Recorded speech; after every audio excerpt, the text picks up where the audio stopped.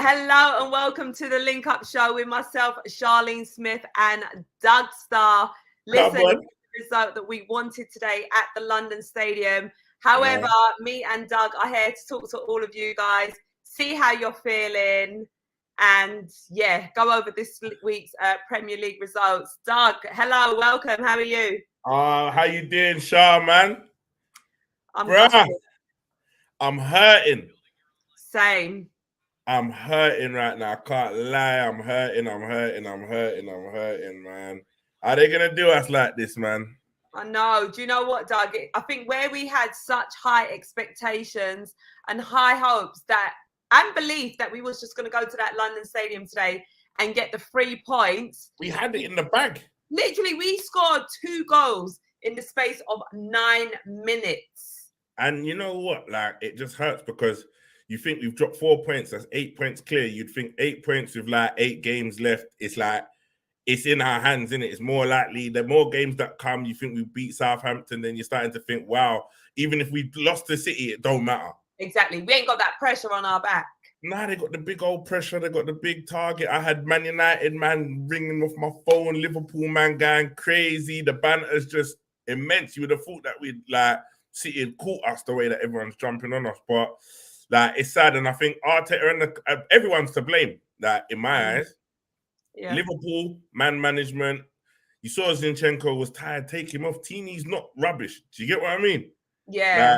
Like, Tini is, even if anything, more solidly defensive. Do you get me? Which is what all Arsenal fans believe and continue to say. This is what I'm saying. So, take him off. You know, he most probably doesn't get beat by Trent the way Zinchenko does. We go on, win that game 2-1.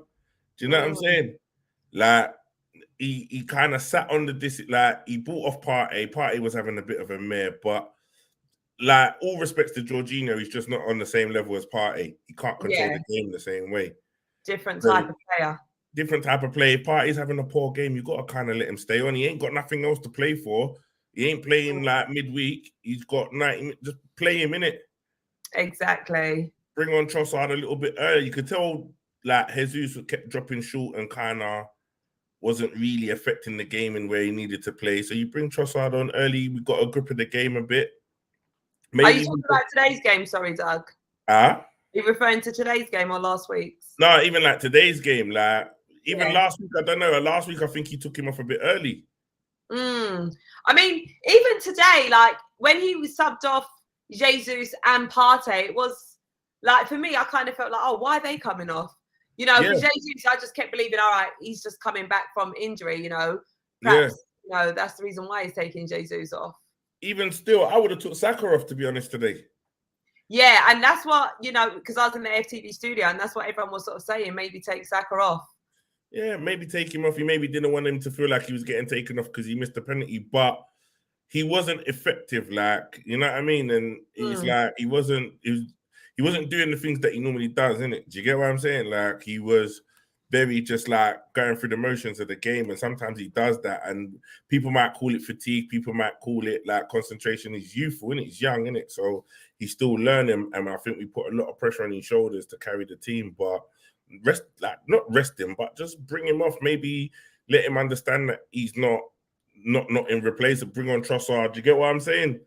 I don't know. It just was a shame to go 2-0 up so early, and then the boys start bringing out the flicks and do you get what I'm saying? Like the tricks, and doing all the foolishness, and then lose grip of the game because West Ham were there for the taking. Same like Liverpool. We had Anfield quiet. We give them a goal, they start cheering. All of a sudden, we panic. Do you know what I mean? Yeah, literally. Do you think, Doug, and let us know in the comments, we will get onto your comments very soon as well. So thank you to everyone for joining us. We will move on to very soon. But do you feel like, you know, now that it's coming to the end of the season and, you know, it has been quite intense, let's be real, you know, with the style of play that Mikel Arteta likes to play, it's been, you know, very not defensive, very intense, you know, very like pressing, you know, sort of keeping possession of the ball. Do you feel like now it's getting to a point where it's like, well, we're a bit tired because we seem to be starting like today and last week's game was so identical, where we started the game with this high intensity, this pressure, pace, everything, you know, at 100. We get 2 goals, and then we sort of look tired. Do you think we're just sort of a bit knackered? Nah, I don't think we're knackered. I think it's complacency. Like it's nothing new to these players. Like these players have played week in, week out, seasons after season. They're used to the demand of playing a lot of games throughout a season. They all used to it. Like Saka's been playing first team Arsenal football for the last 4 seasons. Partey, Atletico, everyone's come from different clubs. Trossard at Brighton. They're all used to it. But I think the first 2 games, I think what it's shown us is our cockiness and our complacency in the sense that we went 2-0 up against Liverpool quite easily, yeah? It becomes too easy for them. They then turn it off. Where Arteta wants them to ramp it up, they kind of get a little bit cocky. They play in passes, they're sloppy with it, they give the ball away, and they almost invite it. And then, you know, we lose the grip of the midfield. And it's the same thing. Liverpool lost grip of the midfield, yeah, where we were so dominant. Then all of a sudden we're getting overrun. And they're not keeping the ball. And then what they then do is because of the pressure, they panic, they go long, they kept going long, keep going long. And when you do that, all you keep on doing is inviting the pressure because you're giving the ball away. Yeah, we haven't got we ain't got a Haaland, we haven't got a Shamaka, either Tony that can fight for the ball up top when you go long. Or even like you see, like even Mikel Antonio today, they were going long to him. He's running into the channels, he's holding it up and just doing his best to have our defenders running back to goal, you know? Like, I just think it's like complacency, almost a little air of arrogance because it was too easy. I think they thought they were just going to roll West Ham over. And then when West Ham started to get into the game, it's like, oh, shit, we've got to turn it on again. And then by then, it's too late. It's 2-2. And Saka missing the penalty, I think 3-1, the game's done. You know what I'm saying? That was a big miss. It was a massive miss. A big miss. And you know, it's all got down to, you can't say he's tired. People, it's just complacency. Like, obviously, he's not trying to miss the goal and he's not trying, but these are the stages that if you want to be, you know, we call him star boy, he's world class, we batter that about. But like, I think, who is it? I think Arteta said even to be world class, you have to win things. Like, to be the higher level players, these are the moments, those high pressure penalties, if you don't feel like you're ready for it, just let someone else take it. Let Jesus take it. He's at number 9. You get what I mean? Why is he not taking that? You know, do you know, just sort of looking at it now, do you think mentally Saka was prepared to take that penalty? Because when the penalty was awarded, we saw Gabriel Jesus with the ball in his hand and, you know, it looked like, all right, well, Jesus is taking this. So that last minute decision to say, all right, Saka, you take it. Was he mentally switched on for that? Because, you know, he probably saw in his eyes that it was Jesus that was taking it.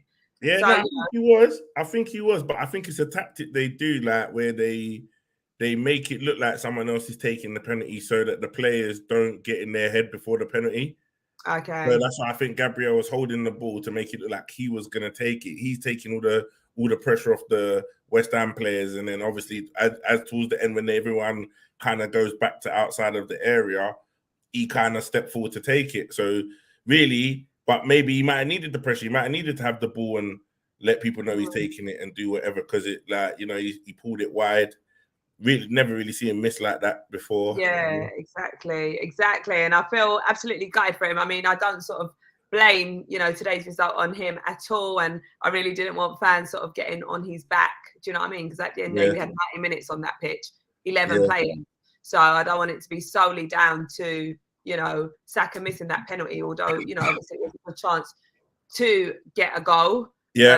Being a different result. But yeah, it is what it is, man. But man, Liverpool as well. Anfield, we were like minutes away from securing a valuable 3 points that people struggle to get at Anfield, and we throw it away.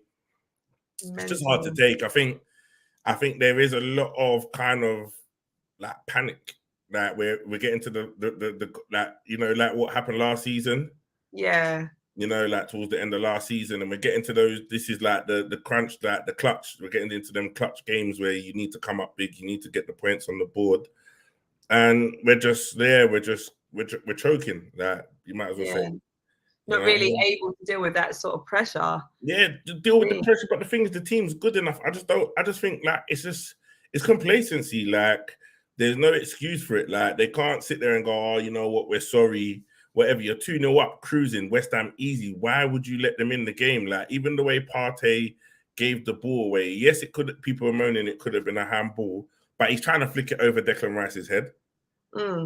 Do you know what I mean? Like there were so many stages in that build-up where they could have dealt with the ball. He could have just hoofed it, gone long, set up, boom, we defend the next wave, boom, boom, still 2-0.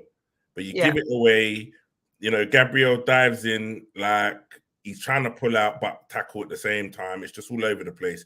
But it's better he had stayed on his feet because, like, I think Teeny was there or was there to clear it. So it wouldn't, like, it would, it's a wasted penalty. Then we panic, give them, we switch off on it's one easy ball over the top. Jared Bowen's in.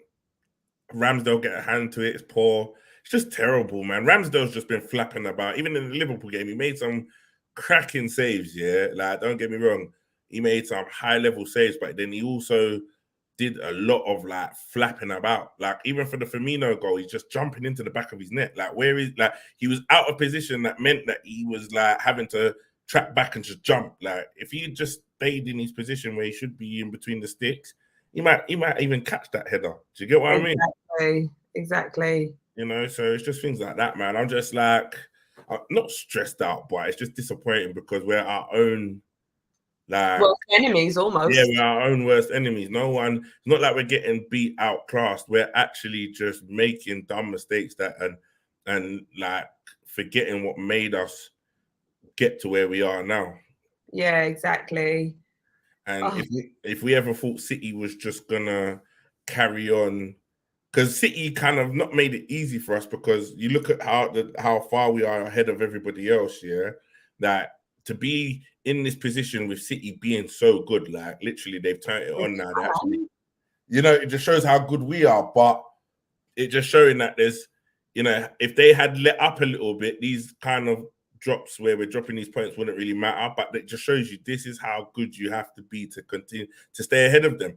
You go from 8 points clear to now, people mathematically working out if we win the games that we should have won, just these two, this game and whatever, we'd win the league by a point.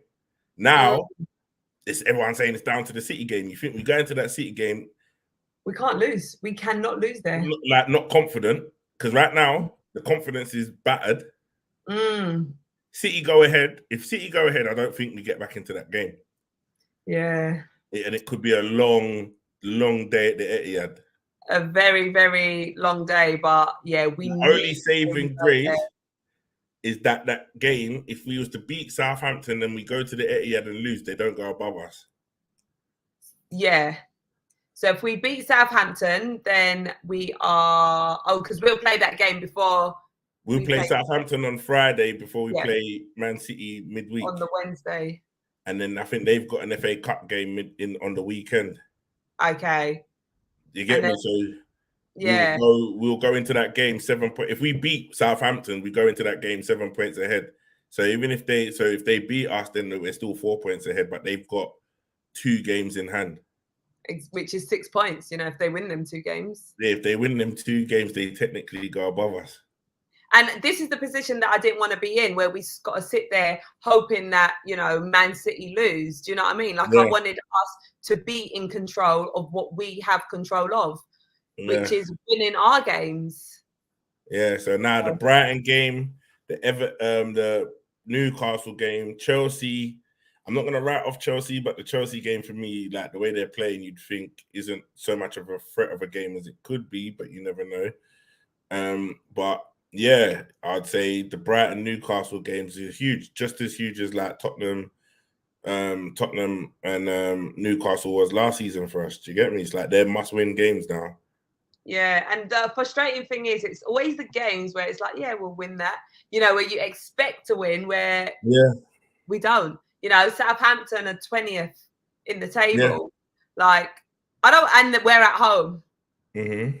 Like, on paper, you're like, all right, well. No, I think we'll smash them at home. I think it's sad because the games that we've dropped points have been away games. And you could see that maybe after the Liverpool game, we maybe needed a home game to just boost the confidence, familiarity.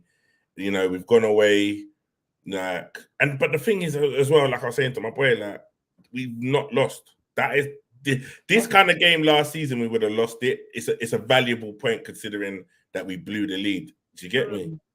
And I think, like last season, their points games we would have maybe 2 seasons ago lost off the bat. You know what I'm saying?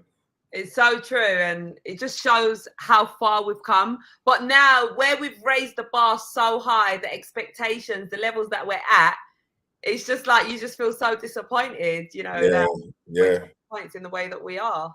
Yeah, it's terrible, man. 2 goals up, and then everyone, you can see everyone's against us. Like even the Premier League, Sky Sports, they're not rooting for us. They want to see us fumble. They want City to overtake us, and then they can glorify how good City is. You know what? It's mad because I think if City was to overtake us, win the league, they probably wouldn't give Arteta Manager of the Year. Like, you know, like all of these little kicks in the face, like just like to, you know what I mean, little digs. They most probably give it to Eddie Howe or something like that. It's just, and you know, like even that I see the Premier League posted something like, and it's all eyes and all of this kind of stuff, and it's just making you feel like, rah, they're actually on us, but they're piling on the pressure. You got them; they're all trying to do it, and I think, I don't know, like Arteta, I think maybe being in and out of the competition is a gift and a curse because you've got a whole week to prepare for a game. Whereas if you had a midweek game, it kind of takes your mind off the game on the weekend. Do you get what I mean? So. I don't know, is that affecting us maybe because now that is all we have, like, do you know?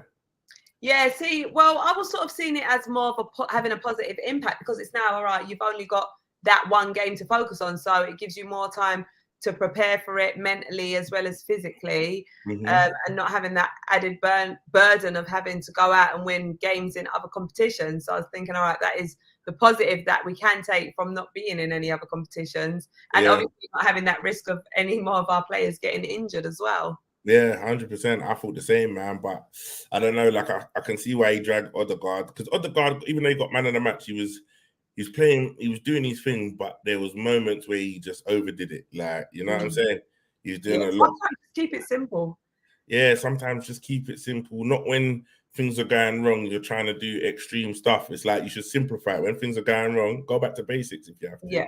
And when I say basics, the basic setup of how Arsenal play, like, you know, once you're in the lead and you're dominating, then obviously, yeah, you can flare it out a little bit. But, you know, when we was doing the basics right, we was all over them. They couldn't even get near us. They were couldn't get near us. And then you think you give them a little sniff of blood, and then all of a sudden they're treating us like the Arsenal of old, you know? Exactly.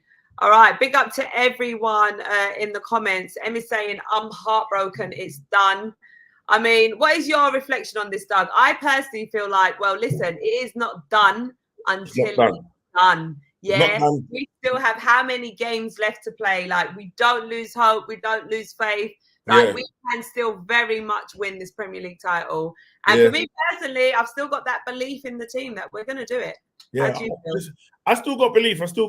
I feel like with each point dropped, it kind of chips away at that belief, innit? But if anyone ever thought like winning a title was ever going to be easy, and I think we've been blessed that, you know what, this title hasn't been back and forth. We've kind of pretty much led it for a long time.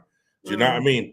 Then, you know, I think if it was back and forth and maybe we was chasing City and stuff like that, it'd be a different kind of feel. So every drop point feels like we're losing a grip of that kind of lead that we had. Like, I don't think it's over. I just think like we just have to get that feeling back, like how we have been, like, you know, like throughout the whole season. Like, and the fans are singing at the ground, they're doing what they can, but you can still sense amongst everyone you speak to the nervousness. And I think the Southampton game, everyone's going to be nervous. Like, it's going to be, you're going to feel it through the whole stadium, innit? You know what I'm saying? So we need to get, I think Southampton might be the game to get the 3 points, smash them out the water. Because we done it, like, we went up against Leeds, we turned Leeds over, like, we responded straight away to City. You know, that Liverpool, it was always going to be a hard game, innit? Do you get what I mean? Yeah, we weren't expecting that, which is why we accepted the point there, you know? Yeah. Regardless of having the 2-goal lead, we sort of accepted that. Yeah, and I hope, though, because the way that we started and how we was on fire this at the start of the game, I hope that this is our wobble. Like, I think a lot of teams, like, you look at what's happened on the weekend. You look at Tottenham losing to Bournemouth.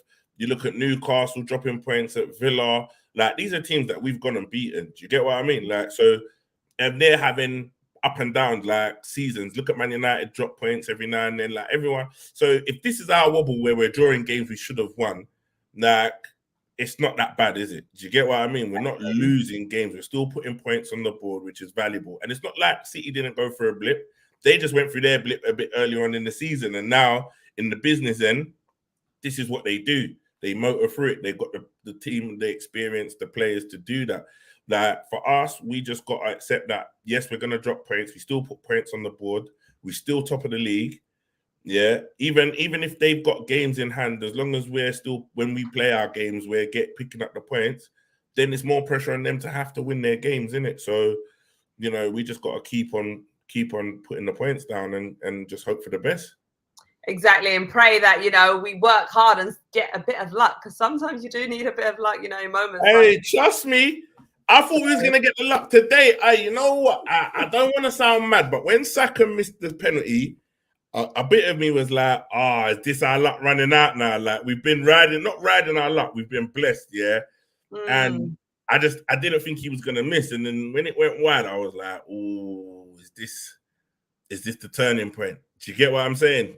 Will people look back at this and be like, especially if we was to lose the league by 2 points or a point, and you look back at the West Ham game and you think 3-1, it's game done, innit? Like, I don't see West Ham scoring another 2 goals. Or you look at some of the other games where we drop points and think, is this, you get what I mean? Because it's going to be that close now, Exactly.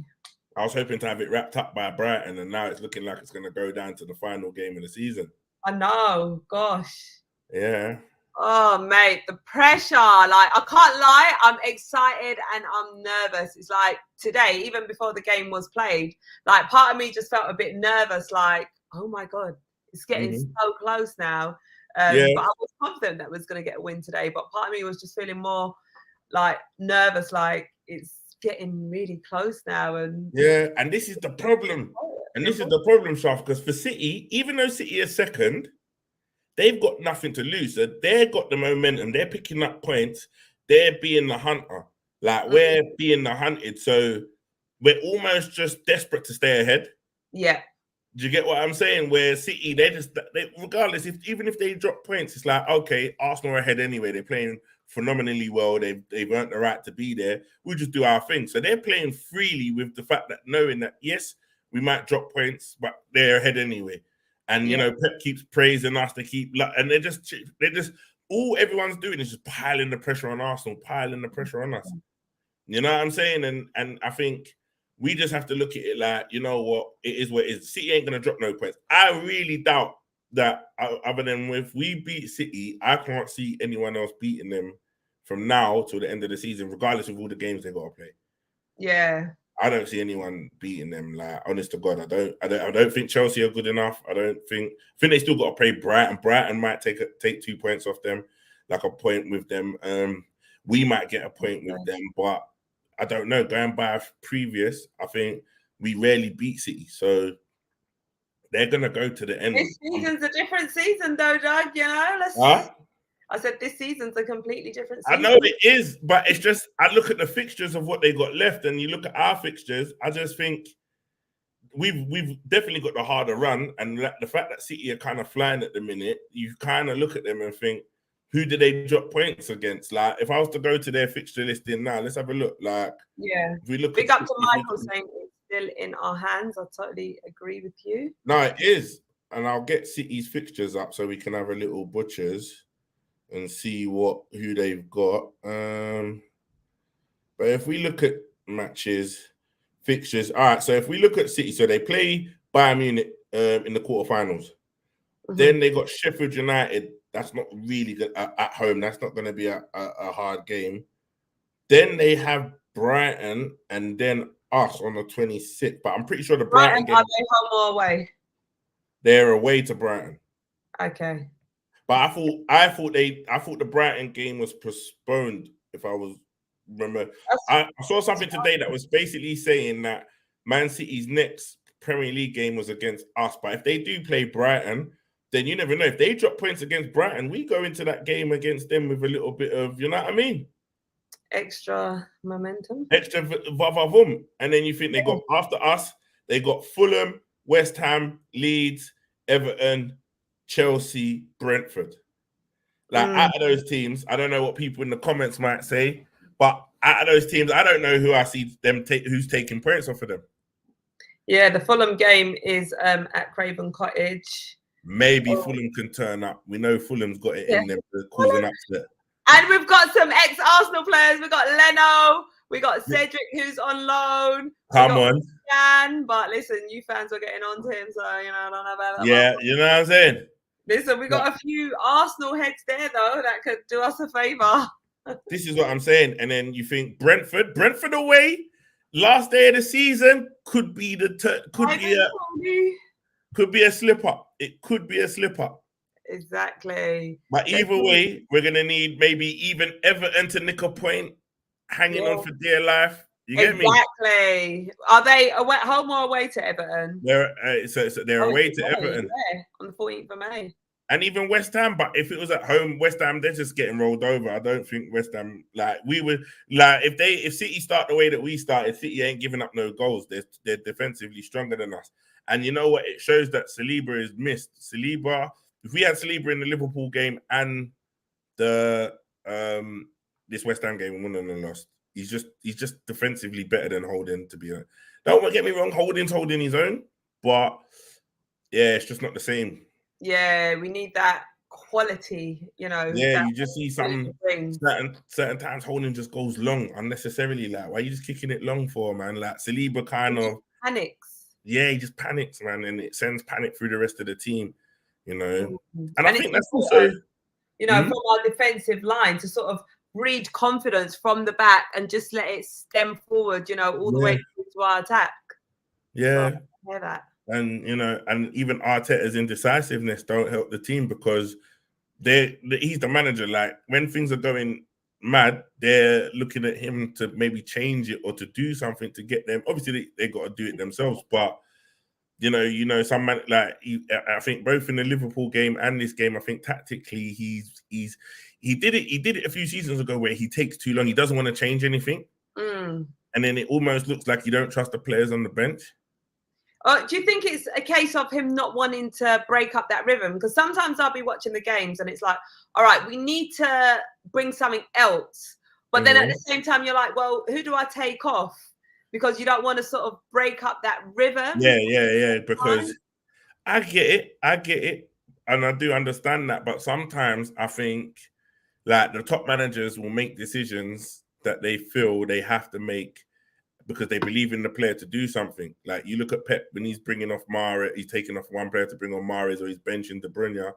People will be like, how can you bench De Bruyne? But he benches him. Like, he'll sit Silva down, or he'll play Silva like Bernard Silva. Like, that Arteta has to look solid on the touchline for the players to know that he feels this is the right decision to change the game. Sometimes I feel like when he does make the subs, like when he's dragged Partey, because it's more he's frustrated with Partey than he actually is making a decision in the fact that he believes that Jorginho would change the game or play better. It's just like, okay, you're pissing me off, I'm gonna take you off, kind of thing. Not saying that's where it is, but it just almost feels like those, you know what I mean? He's had enough, he's seen enough, and now he's making the change instead of being ahead of the mold. And like, look, he brings Zinchenko off after Arnt Trent had already scored. He scored, you might as well just left him on. You should have done this. You should have done that 10 minutes ago. Do you get what I mean? Yeah. Like, you know, it's 2-2. We're chasing the game. They're not getting hold of it. Now you kind of Partey. I know he wasn't playing well, but he's a type of player that he's a better ball. Like, even saw moments of it in the first half when he was on fire. Like, he's just so, you know, and sometimes his mind might wander, and I don't know what happened today. They just lost the midfield today, man.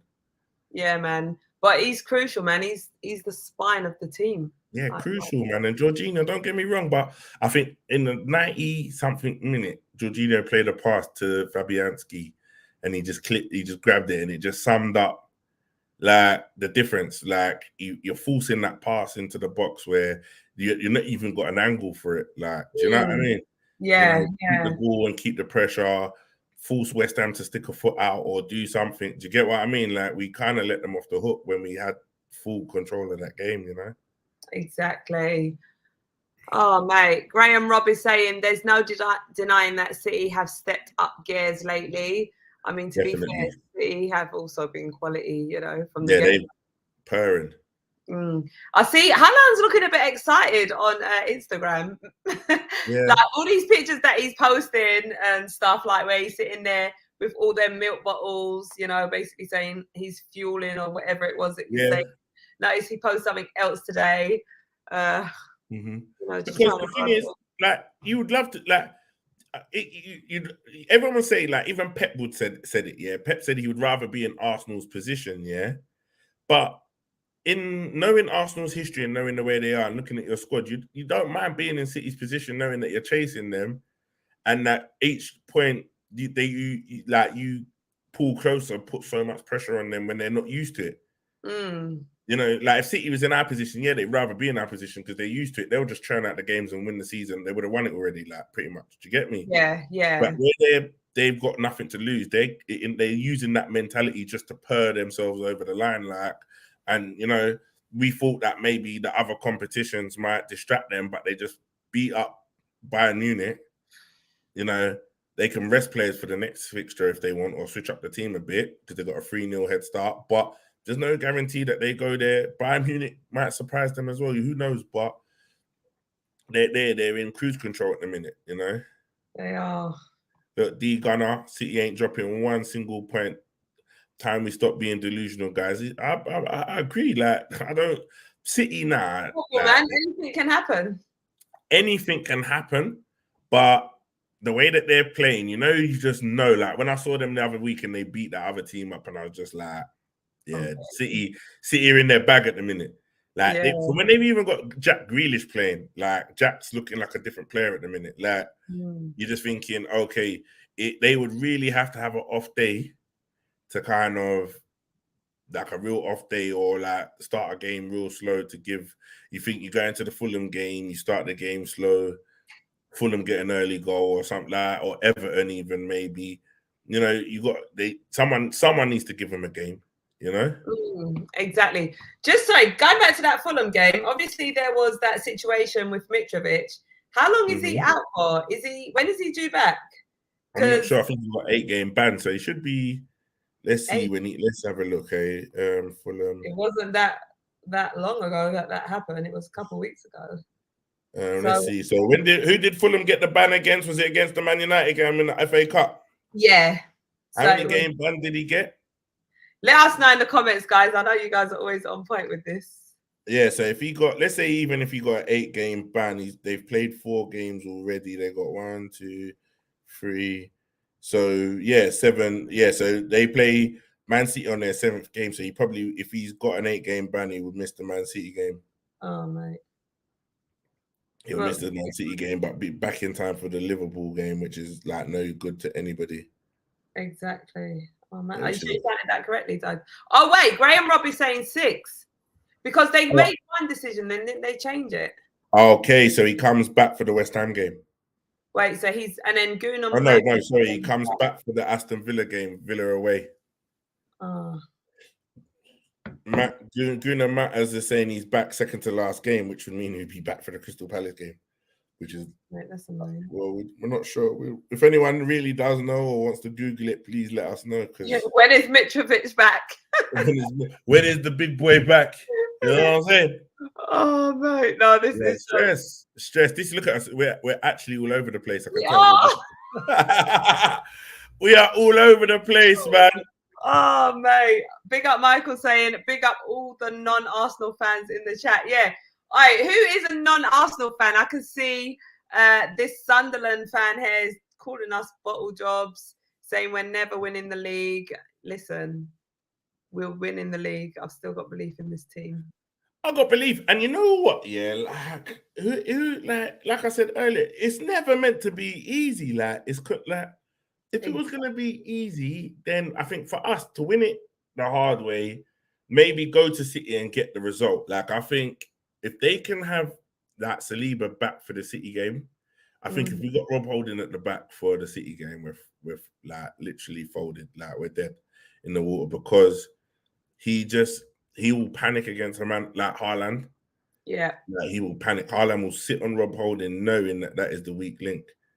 I think Antonio kind of picked that up today. Yeah, and Tony, because he knew he wasn't getting nothing out of Gabriel, so he switched it up, went the other way, and Gabriel pretty much did help him out, help out Holding, and even Teeny did, but like you can't at this level, you got to be your own man. Do you get what I mean? Especially coming up against Man City. Coming up against Man City, you can't be hoping and then hoofing it up and letting it come back. We got like with Man City, we got to control the game. 100%. We've almost got to make Pep feel like he's gonna have to make decisions and do like we did in the FA Cup, like the FA Cup game. I felt like we was giving it to them, and they, maybe realized, okay, these guys can play. And then when we was at home in that game, Partey missing again, Nketiah up top, no Jesus. Just you look at the lineup, it could have. We did all right, but you could see their skill and their power took over, and they look very powerful. That's one thing I noticed at the game, that they just look so much like physically stronger than us. But who knows what can happen? Go to the Etihad, they're nervous, or maybe they might be up for it. Who knows? We might. Hopefully they're nervous, and that's the game where we need some luck. All the luck. Yeah, that's the game. That's the game we need. A Rodri sending off. We need a Rodri sending off or a Kanji. Sending off. Or even just Ake. Let's get Ake, for some reason, is like Saka's arch enemy. Like, it's his arch nemesis. Like, Ake just knows how to play him. And it's just like, if we can get someone else on him, or Saka, I don't wish an injury on anybody, but, maybe Pep might rotate the team. He might consider rotating the team, because Saka just gets locked up with Burma when he plays against him. Yeah, he does. Gets no joy. Big up Tired Gunnosaurus saying shows how much we miss Saliba, which we definitely do. Yeah. Naeem saying hello. How do you let lightning strike twice in a row, Arteta? Mate. I know. Rude Boy's got a bit of a cheat calling us bottlers. Mate, you're not even in our end of the Premier League table. Isn't it? But bro, man, how do you spend net close to $1 billion and bottle the whole league? Bottle the whole league. Literally. And wait, did they just lose to Brighton yesterday as well? Yeah, Brighton. And then you know what's mad? They sell they sack one good manager to get a rubbish manager, to sack that rubbish manager to get a rubbish manager. It don't make sense. Mate, I really don't know why they got rid of Tuchel. Like, mad. But Todd Bowley's gonna drive that club into the ground. I can see it already. Mate, this season sort of showing it already. Yeah, showing it. Tide Gunnosaurus saying, boys did not lose though. We have to remember this position is new for this team, but agree with Arteta late changes. Partey should have been taken off earlier. Oh. We were saying, Or do you reckon we should have Or do you reckon we should have tried something different and move Xhaka? You know what? Because we had no Zinchenko, Xhaka had to go left back. But maybe you've put Xhaka at like the DM and put Vieira and Odegaard as the two top of the pivot midfielders, or like the two more advanced midfielders. I don't know, try something a little bit more different, But I don't think Vieira controls the ball as good as not ball control, but just like the way that Xhaka in that midfield works with Xhaka, Partey, they kind of just control the play a lot better than that. And I think Vieira just kind of struggles, man, to keep up with them. Yeah, and for me, I sort of see it as you don't want to have too much disruption to the team, and because you build that chemistry with the players on the pitch, and where Partey and Xhaka are like so fundamental together, you wouldn't really want to change too much there. Yeah. I personally just feel like it's risky business, and I'm the type to be like, do you know what? Just keep it as same. The chemistry that they've built together, just sort of keep that going and flowing, rather than trying to introduce new players into these positions, and it might not work. That's the kind of bit that worries me. I'm like, keep it simple. Yeah. It's crucial. Crunch time. Don't do any mad changes. Do you think though, like Zinchenko, obviously, big up to Turney coming in to today's game, but do you think we was missing Zinchenko today? Do you think if he was on the pitch, it could have been a little bit different? Yeah, 100%, because he's like the fourth midfielder, isn't it? Like in terms of the play, he plays this pass where it's like you don't even see him, like you can't see it, and he just always plays it into like Martinelli's feet or who, you know, Trossard or whatever. Like he picks these passes which break lines, innit? Whereas Teeny he was doing all right to start off with, but then when we lost possession of the ball and like the control of the game, he then transformed into a more of a left back. And we never really got that kind of play back till we kind of got more control in this late in the second half. So that Zinchenko when we lose the possession and we're like struggling, he always finds a way to get involved with the midfield and we kind of regain the possession and then like keep hold of it. He's always like you could tell he's missed because they just lost control of the game. And you know, when you've got that extra man in the middle that's dropping in there and knows how to play passes, break lines a bit, he's clever with it. He's almost just as good of a passer as Odegaard in terms of how clever he is with the passes he makes forward. Like, it's a key component out the game. Do you get what I mean? So I think you're right. Like Zinchenko missing today, and you can see it on the sidelines every time it flicked to him. It's like he knows if I was out there, this is a different game. It wouldn't even be this. Exactly, and I guess he's coming from Man City as well, you know, where, you know, they know how to win things and, you know, control games and things like that. So, but I honestly think they're going to be a different animal against City. Like, I think Jesus has mostly got a chip on his shoulder. He's scoring goals since he's come back. You know what I'm saying? He's got a few to his name. Zinchenko, I think, was very emotional for the first game, so I think he'll be a bit more on it this game than, like, do you know what I'm saying? Yeah. So, you know, and you know, you just hope the injury ain't too strong on, like, you know, with that. So we'll see, man. We'll see what happens. From what I'm seeing, you know, I don't know how true it is, so don't quote me, but it looks like it was today. Reason why Zinchenko weren't involved was precautionary measures for, you know, a groin strain or whatever. So hopefully, you know, that's something that could get sorted fairly quickly and, you know, back for that Man City game because that's where he's crucial. Listen, I hope we'll have Zinchenko and Saliba back for that Man City game. And I think maybe that's where it was. Maybe it was they're saying it's precautionary, but maybe they were trying to rest him. Yeah. And maybe thought West Ham wouldn't have been a hard game. And it backfired really, maybe. Because maybe let's say if it wasn't that bad, maybe Zinchenko could have got maybe 50, 60 minutes and then bring him off.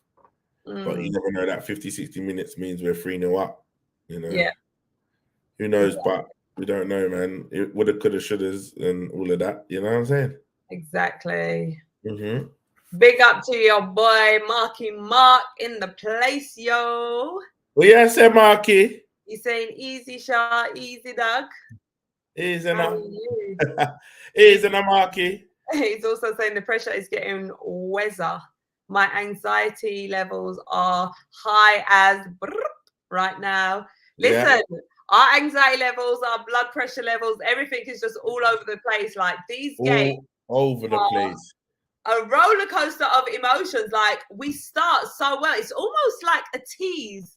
Like, you know, having like a piece of like chocolate cake in your face and like you can smell it. You have a little taste on your tongue and then it's taken. Like it's a big tease. Like, you know what I mean? Dangled a little 3-point carrot in front of us. And like here you go. And then, you know, you just take it. Like it's just absolutely mental. Yeah.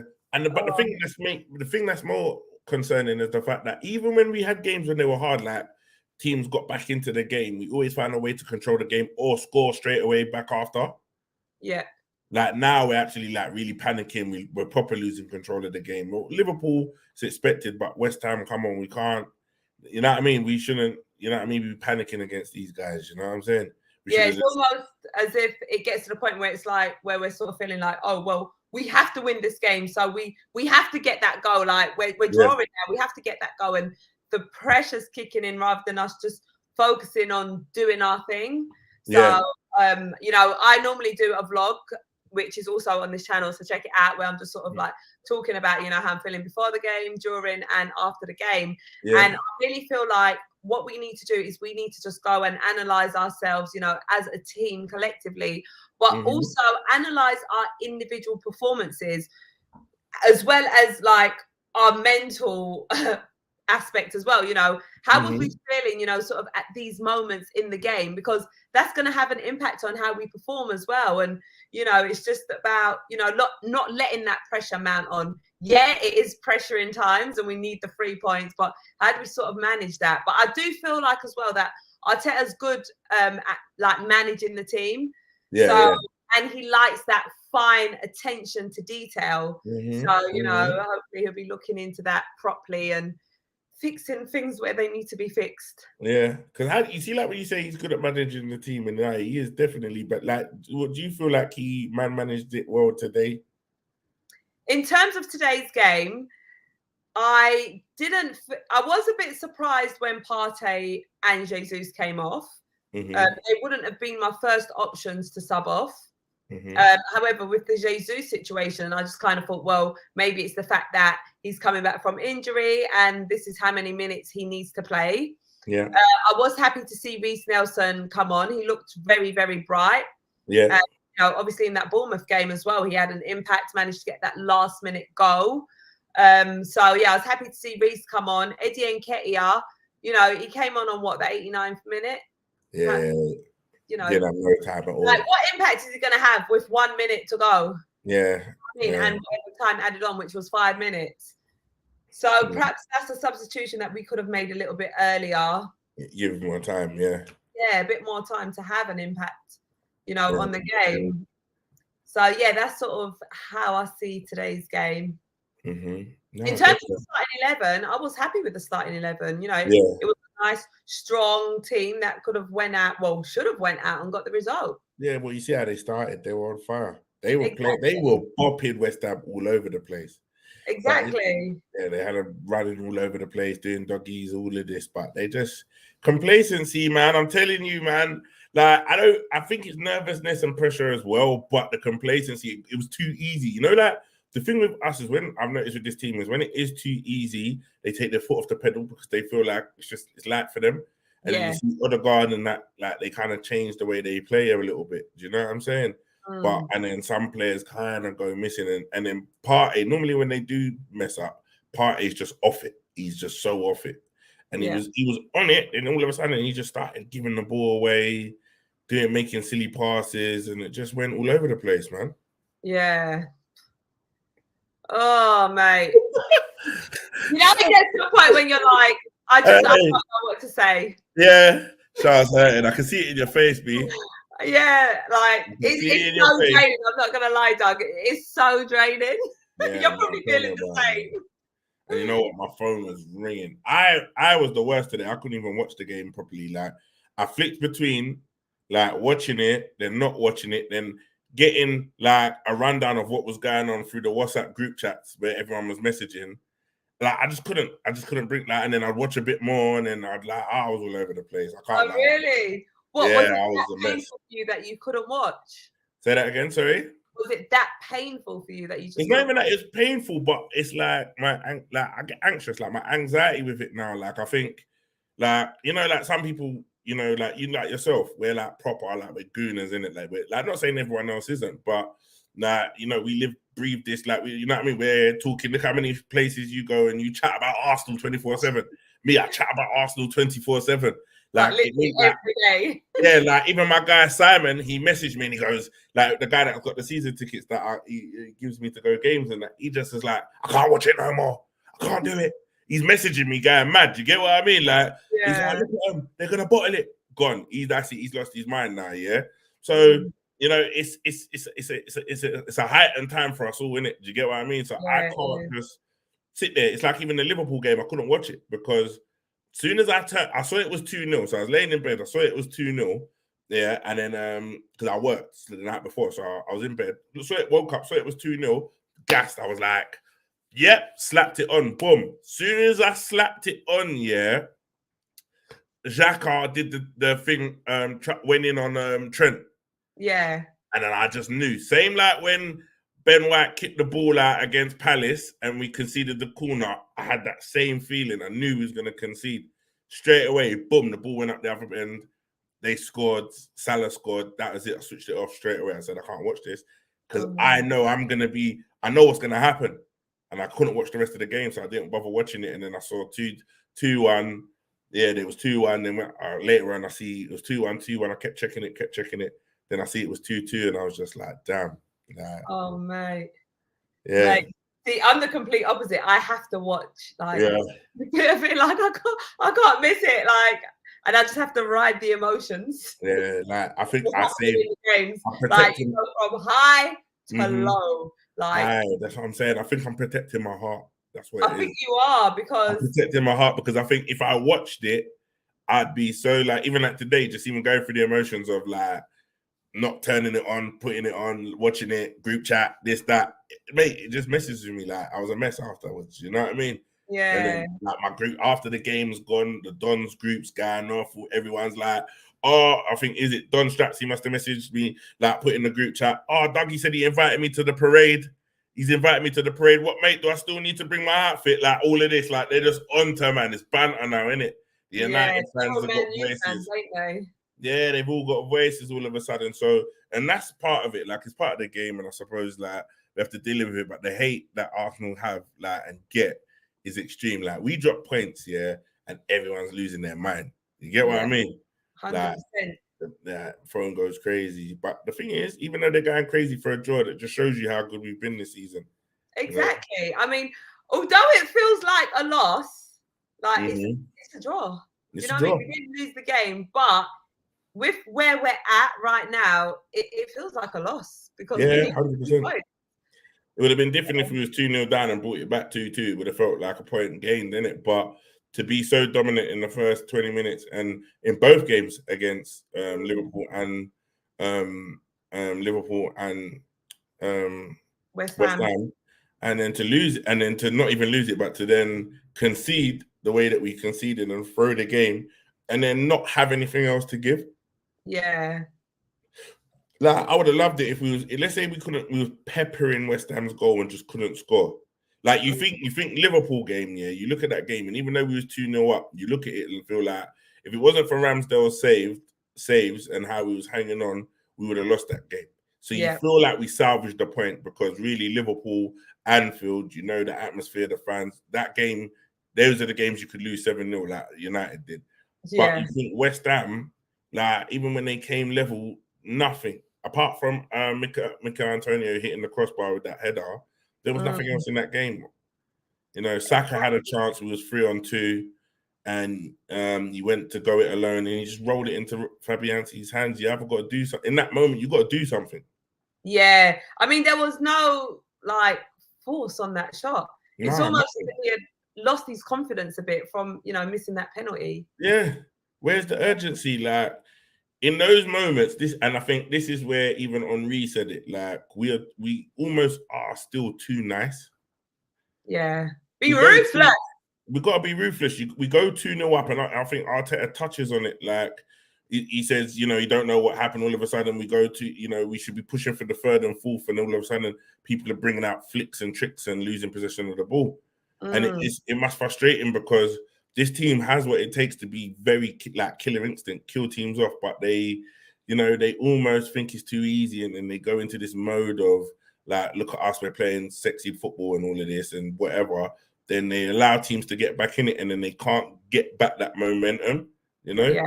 Yeah. And, you know, it's not like early on in the season, they'll go in at halftime, Arteta does his prep talk and does whatever, and they come out and they're better. Like, it's not really this back end of the season, that's not really been the case. Exactly. And I'll be real, I don't want to be seeing all these flicks and tricks or whatever. Like, I want to be seeing goals scored. You know, I want to be seeing pretty stuff. Like, leave that for when the time is right. Grind your ass off. Do basic things, basic passes, whatever you got to do. But I want to see goals, not no skills. I don't care about that stuff. I don't care about skills. Skills ain't putting no points on the board, B. Exactly. They ain't going to win us the title. You know what I'm saying? Man's got a whole highlight reel, but no medal. You know what I'm saying? Exactly. But yeah, you've got a nice highlight reel. We don't care about that. We don't care. You know what I'm saying? We're not business. Isn't it? Saka should have laid it on a plate for when he had that opportunity, when he just sort of passed it to yeah, I think he was, and the runs that they made, obviously, I don't think, but he should have gave it to O, because I think O, if he didn't go for goal himself, would have found Saka himself, because he always finds a way to pick a pass. Right? So I think that was a wasted opportunity. You know what I'm saying? 3 against 2, should have played it out wide. You know, he would have got it back easy. You know, maybe even easy to happen, but he went it alone, and by then the chance was gone. Exactly. So disappointing. Tyrone Stevens saying, "Trust me, Shah." I think he's agreeing with forget the pretty stuff and just get them goals. Michael saying, "I feel Saka needs a rest. Should have given him some time off recently," which we've been saying. Does he need to have a bit of a break? Don't forget, he ain't been playing just consistently for us, but playing for England as well. Yeah. Maybe he might have peaked for the season. Who knows? He's had a World Cup, England games, like international breaks, the pressure of and the mental of being at the top of the league and being, the star boy. It could be taking his toll. I thought he was just cruising, but now it could be a case that he's actually, needs a little rest and maybe needs a little freshen up, Yeah, and it's been consistent like this for a few seasons, where he's been, the main man. So it is a lot of pressure on our young star. Michael's saying that he's still buzzing. We got Champions League next season. I mean, that is a positive that we can take from the current situation. But I just want to focus all my attention, on winning the Premier League title. Yeah, I think for us, it's one of them ones. It's tough because even how well we've been this season, if we don't win the league, people will look at our season as a failure. And they'll ban us on the simple fact that they will say it's a failure. Whereas if we were second and holding down second place comfortably behind City, everyone would be like, yeah, they've secured top 4 and they wouldn't even have been considering us for the title. So it's like a double-edged sword. You can't win whichever side of it you're on, innit? Do you get me? But we have got Champions League football, which is sick, which is going to bring in the big players. You think we're signing players without Champions League football, you can only imagine what we're going to get with it, Exactly. You know what I'm saying? So that's it, Tyra. Less tricks, more goals. Goal we need. We've got a Hammer fan here, Hammer's Man TV, saying, "Hi, Charlene. How can you blame the ref on our penalty when the last 2 seasons we got robbed against Arsenal?" Well, right now, we're focusing on this season and blaming the ref on our penalty. I mean, I don't think that was a penalty. That's my opinion, that you guys were awarded in today's game. Yeah. I don't know. The handball, I've seen a couple of replays and it always looks different when it's slowed down. I think they knew, whoever was in the office knew that let's make it interesting, give the penalty, liven up the game. Because you think, had they not give that penalty, Arsenal would have walked West Ham. It would, it's primetime football, like on a Sunday. So you give it adds a bit of spice, and they got what they wanted. Arsenal drew 2-2. It adds more drama to the Premier League and whatever. But then I think, do you know what I do? I was saying at first, I was like, that ain't a pen. But then when I watched it back, I saw another angle of it. And I just thought, give the pen because it's a stupid challenge. He's slid in and then he's pulled himself, he's trying to pull himself out, but his knees have he's in that position where you're asking for him to go over you. Do you get what I mean? Yeah. And do whatever. And from certain angles, it does look like you've taken him down. So it's just stupid play, innit? So stupid play gets penalized. You should know better. You're playing for the top of the league. You know what I mean? The title, you should be smarter than that. And we know how these officials are with us as well.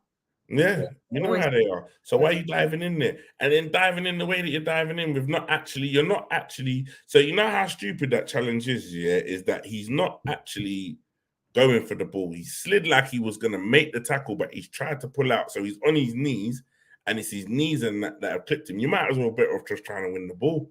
And maybe getting a toe on the ball that then takes away the penalty, because whatever you did, you just made it look stupid.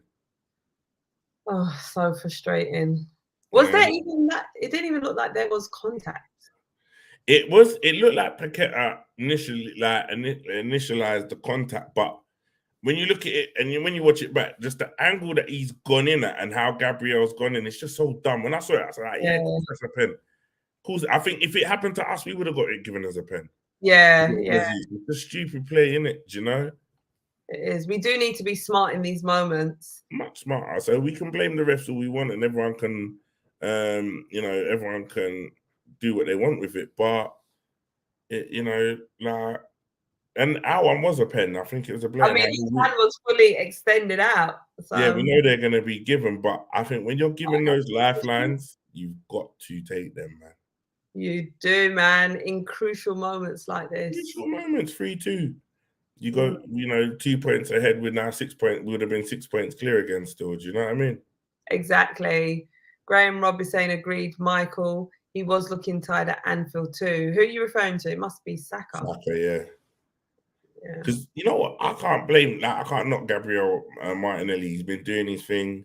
Maybe he never got the chances that he would have got in previous games. This game, but he's always looking sharp. He's always looking energized. He's always looking a little bit fitter. So, but Saka is, you know, he's just looking very.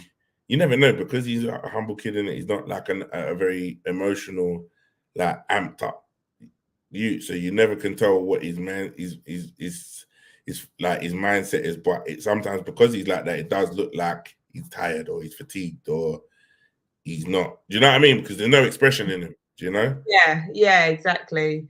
You know, and I mean from his post that he put on Instagram, I'm just trying to find it now. Yeah, as well, he did actually post a picture, you know, looking. And I respect that. And I respect that. And even the caption, what he says, it's like exactly. It's a grown man there. Do you know what I mean? It is. And the caption he put was, regardless of the outcome, I'll always accept my responsibility. Apologies, Gunners. I'll do everything I can to make it right. Well, if you want to do something right, just sign the contract, bro. Just sign the thing, fam. Hey, if you can hear me, Saka, just sign the thing, bro. If you want to make it right, sign the contract. And I can make it right. It was only a matter of time, bro. Listen, not every day find something to sing about. I know. We're only an hour and a minute in, and now you picked this moment to get your little song in, yeah? Do you think we should perhaps have like a time of how long it takes me to sing? No, well, I always mentally keep a little track of it because I know you're always itching to get some vocal out at some point at any time. Yeah, and you know, it's funny what moments you pick. You know, like the second moment, I don't even know what you were singing, but yeah, you never do know what I'm singing because my singing is not on point. Never on point. But I like to think. Well, not even I like to think. I know you think you're wavy. I used to think I was. I know you're wavy, fam. I know it all day, every day. You think you got these vocals on lock, B? I'll be real, yeah. When I was younger, because I like to sing, I love singing, yeah. When I was younger, I used to think I had a voice, like, because I could hold a note. I'm not saying I hold it in tune. Oh, you still think now you got a voice? No. You still think now about, when I was younger, I've heard you. Like, I know you think you're wavy with it, right? But let me tell you what happened. I used to probably think I could sing. Then I've got a friend who is a very good singer. So one day I remember we were sitting outside on the stairs and I decided to sing to her. And she looked at me in disbelief, like, she's like, oh my God. And then she just started laughing. And I was like, what's wrong? And she's like, did you think that was good? And she's like, are you being serious? But she's one of them friends, one of them real friends that will tell you exactly how it is. Yeah. And she told me exactly how I sounded. She was like, Shah, I think you're tone deaf. And I know you thought you was on point. Yeah. I did up until that point. I can't lie. Bare hand movements and that, and bare like head nodding, yeah. See? Yeah.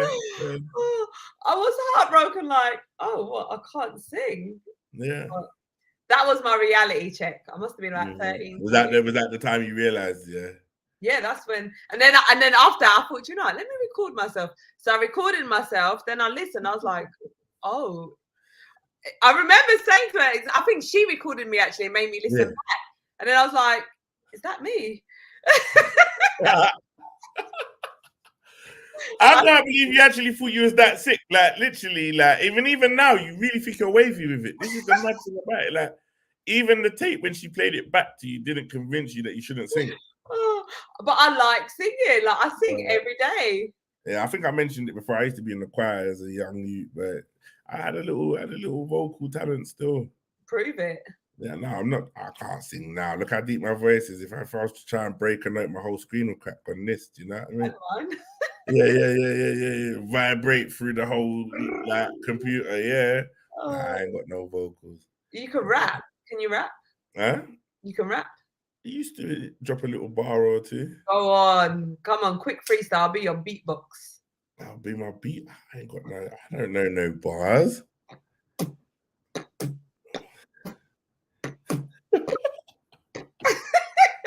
What do I do better? Freestyle or sing? Beatbox. What, beatboxing? I can't lie, that beat was dead. That beat was it was all right. It was all right. There was a lot of bass though. It was a lot of bass. Yeah, listen to this one. All right, go on then.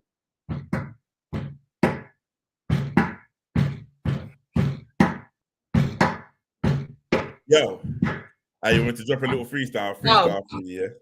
All right, go on, give me a beat, but you gotta give me a dope beat. If it's rubbish, we're gonna like make you do a forfeit or something. Don't even try that. You ain't even got no hair on your head about. Hey, listen. Let's make the beat wavy, yeah. Truth, you can see I got the little D block. I got the D block hoodie on today, so that means I'm in my wavy bag. You get me? I'm gonna sing with a little auto tune and that. You get me? Let's go. All right, give me a beat. Yeah. All right, listen. No, the beat's dead. I can't work like this, man. I can't work like this. Right. We need help from the audience. No, we don't need no help. It's done. Listen, no, it's not done. It's not done till it's done, baby. Who wants to come live with us right now and drop a banging beat? So, Dogstar, who is an ex-rapper, no joking, who thinks he could drop some bars and lyrics. Marky Mark said the beatboxing was better than the singing. Real talk. Wait. And then he goes on to say, "No, the beat is killing me." If you think you're better than me with the beats, I want to hear it. Who's ready to come live right now? Mm-hmm. Charlene has made me understand why folks go on X Factor and they think they can sing. Hey, prime example, we have Exhibit A right here on the left of your screen. Yeah. I think she got mad vocals, yeah? She got mad vocals out here. All this rubbish every minute, like, well, go on. People who live in their own heads, boy. I won't lie, yeah. You know, like when you're singing, it sounds a certain way, but then you hear the output and you're like, yeah. Now when that happened to you. When that clarity kicks in and you actually hear what you're dealing with, you know. Yeah, sometimes I actually think I can't lie, sometimes I actually think I'm sick with it, but deep down I know it's dead. Deep down I know I can't hold a tune. But you know, like when you're singing along to songs in your car when you're one up, that is the moment when you think you're hitting the tune. You get what I'm saying? Listen, that is me. Every time I'm in my car, I sing along to each and every single one of the songs. That's why I probably think I'm a singer right now. Yeah, no, I remember when I first met you at the Duns game and I was like, "Oh, so what do you do?" And you was like, "Well, yeah, I'm an ex-singer, but I also record sports." Whatever, dog. Try mugging me, no. I was like, "Oh, you used to sing, yeah? Okay, that's nice to know." Yeah, I'm a singer when I can't even lie. Yeah, sometimes when I'm in the gym, like when I'm doing my long runs, like the lyrics just fall out. Sometimes I'll be singing along. You know, when you walk past that person in the gym that's got their headphones in, yeah, and then you hear the odd little lyric. That is me. That out of tune person, and that's on the deadlifting machine, hugging it up, where they're singing all these mad songs that just sound like screeching. You don't know if they're doing a rep or what. You know, they ones there. And you're probably thinking, wait, what song is that she's singing? Yeah. No, this is no. Oh man. I would if my sons weren't sleeping beside me. All right, get up, go to another room, and let's do this thing. Who is coming live with us? Oh wait, no, these are.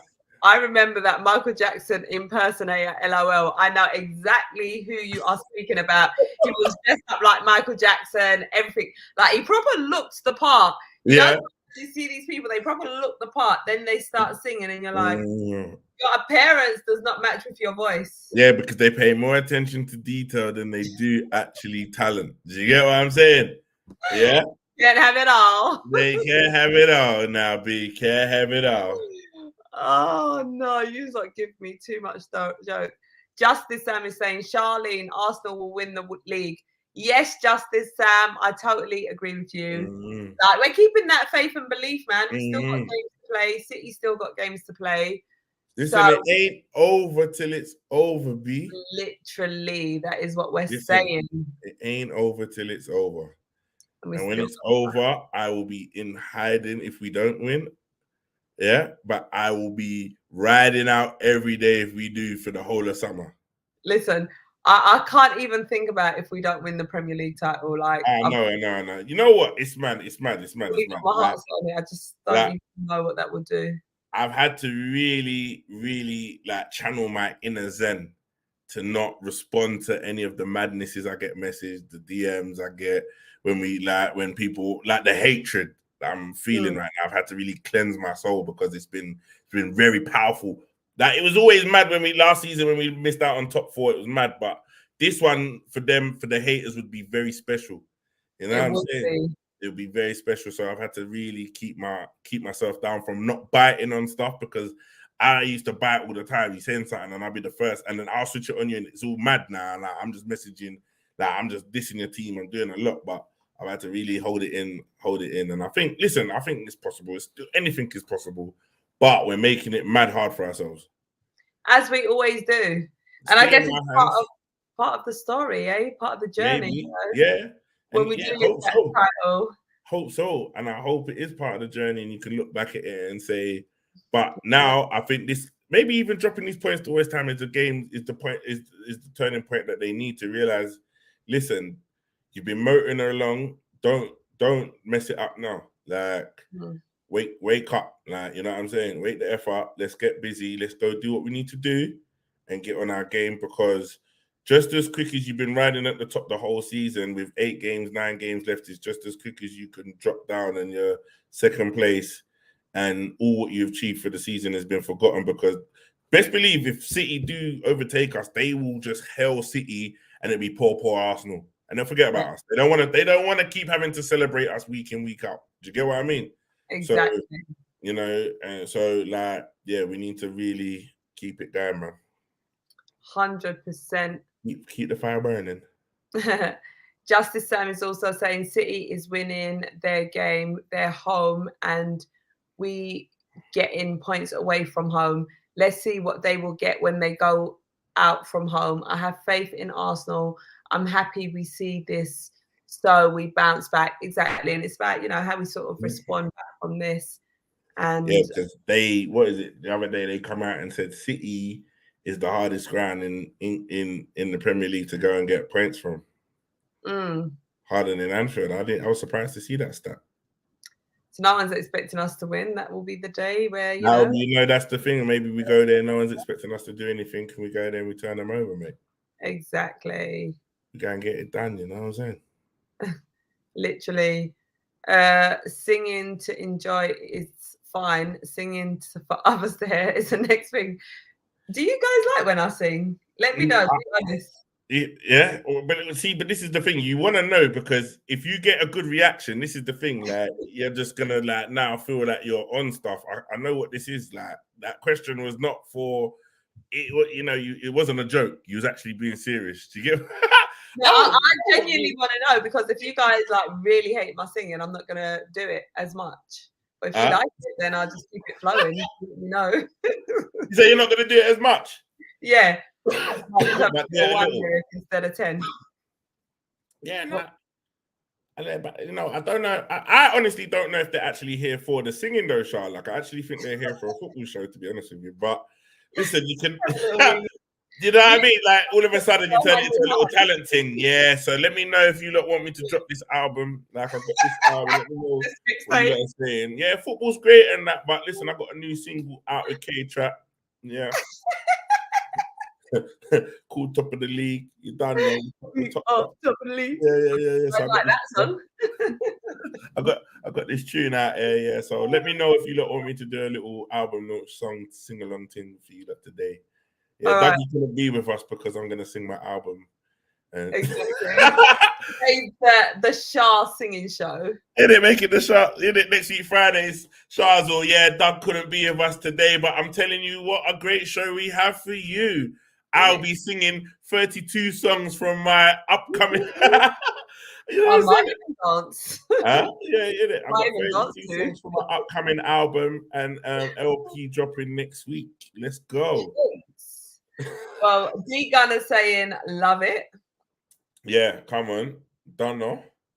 No, I like your singing. Don't change you, Shah. Oh, there you go, Mark. Mark is lying, man. He's lying. Don't even He's not. He's being truthful. Uh, Charlie, you sing like Bjork. Bjork, yeah. You remember Bjork? No. I can't remember one of her songs, but I remember who he's talking about. I know you're talking about Michael. It ain't good, but it's you, innit? Fair point. All right. Yeah. You know what that question, that answer says altogether, innit? Literally. Welcome to another episode of Shah's X Factor. Graham knows already. He knows. He knows what the show turns into halfway through when Shah's head taker and she want to start singing them thing there. You know what I'm saying? Declare yourself.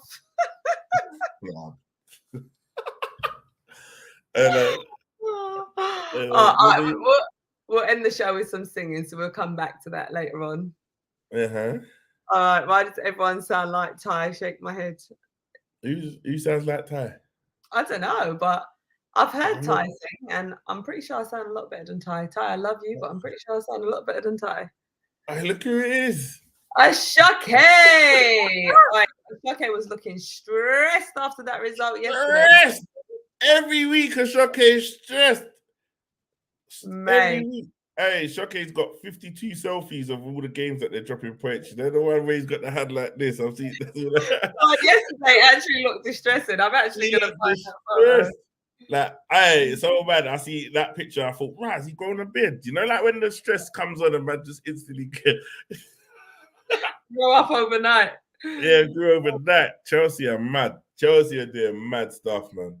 Chelsea, I don't even know what the Lampard appointment was all about. That is crazy. You might as well just let the caretaker take over and let him run it and do his thing, because you get a Lampard in, and after he had such a poor record at Everton, and you want to put him in as a caretaker manager, hoping that he could give you the Champions League run that you're looking for. It's bonkers.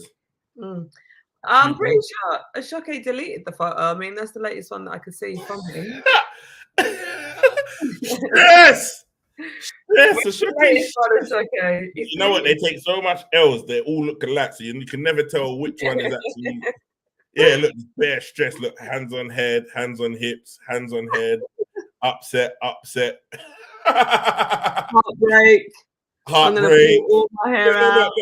Man's pulling out his hair. Oh, thumbs up. Well, yeah, because they won a game. 1-0 to Leeds.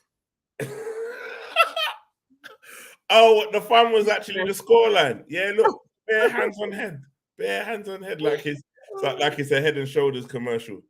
Yeah. Oh mate. Oh man, no, it's hard times for Chelsea, boy. Hard times, man. But I ain't got no sympathy for them, man. Innit? I've got no sympathy. You want to buy out the players? You take out our wide boy, Milenko, Madrid, and I ain't overcome that one just yet. You know, I'm still holding feelings, but it's all good. I know. Listen, we got a better player anyway. Yeah. As my nan used to say, don't bite off more than you can chew. See it there. Quite a few people here saying we're bottle jobs. Yeah, I can see it all. I can see it all in the chat. Exactly. You know what I mean? Everyone's just getting onto us. Literally. Love you, Charlie. The Highbreeze local badger. Love you too back. Did he say KSE out? Come on, man. We can't be still screaming for Cronkays out after they've been back in the club and doing what they're doing. And most importantly, standing by Mikel Arteta as well, which is that's what I'm saying. You know what? I gotta say, local badger, yeah. you know, like some fans, I don't know what your stance has been throughout the whole time, even leading up to Arteta having this good run. But I think if some of the fans were listened to by the board and they we could be in the same position as Chelsea and a lot of these other teams where we're just turning over managers, like with no DNA, no identity. Chelsea have gone through so many managers that they don't even have an identity. So now managers come in. What style of play do Chelsea play other than the fact that they just hope good players turn up on the day? Yeah. You know, look at Man United. Man United, they've gone through that same transition where that they do have a kind of an identity in attack that they attack it. It's attacking football for United, but with all the different manager changes, it's like it's kind of lost that. You know, Ten Hag's maybe bringing it back or to the closest it's been for a long time, but it's still lacking identity. Do you get what I'm saying? Like, this is what happened. So had we got rid of Arteta, who would we have had now? We could have had Tuchel or everyone was screaming for Ancelotti at one point. And as soon as the Real Madrid job come up, he was gone. Exactly. Cut out straight away. Bam, gone. Yeah, gone. So, yeah, man. Man, them take time. Take time. Appreciate what you got. You know what I'm saying? Tell them again.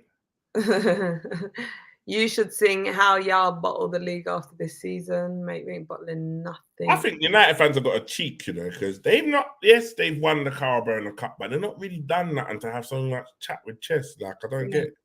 They're quick to talk as well. Quick to talk. Louis Walsh would say, "You've got something, but I don't know what it is." Something stuck in your And then for that matter, I want you in my group. You know, Louis. Yeah, exactly. I'm sure we can work on it. Yeah. When the league start, the game plan is to get to top 4. That is already achieved. Trust me, the title is coming home. The hates are already crying. No, I agree with you. I mean, that's what we were looking to achieve this season, weren't it? Top 4. So right now we're actually overachieving, but we're not overachieving. Like Arteta said, we're ahead of. Like, the thing is, if we had just taken this start of the season, you'd be happy with it. Not like this, but second place or whatever, top 4 secured and whatever, and just to be competing. But I think where it's all the pressures that us being in the position that we're in now. Do you get what I'm saying? Is it a gift and is a curse? Like, I don't know. Like, I think right now, if we're to be in this position, you feel like we have to win it because it's just like it'll just be so hurtful.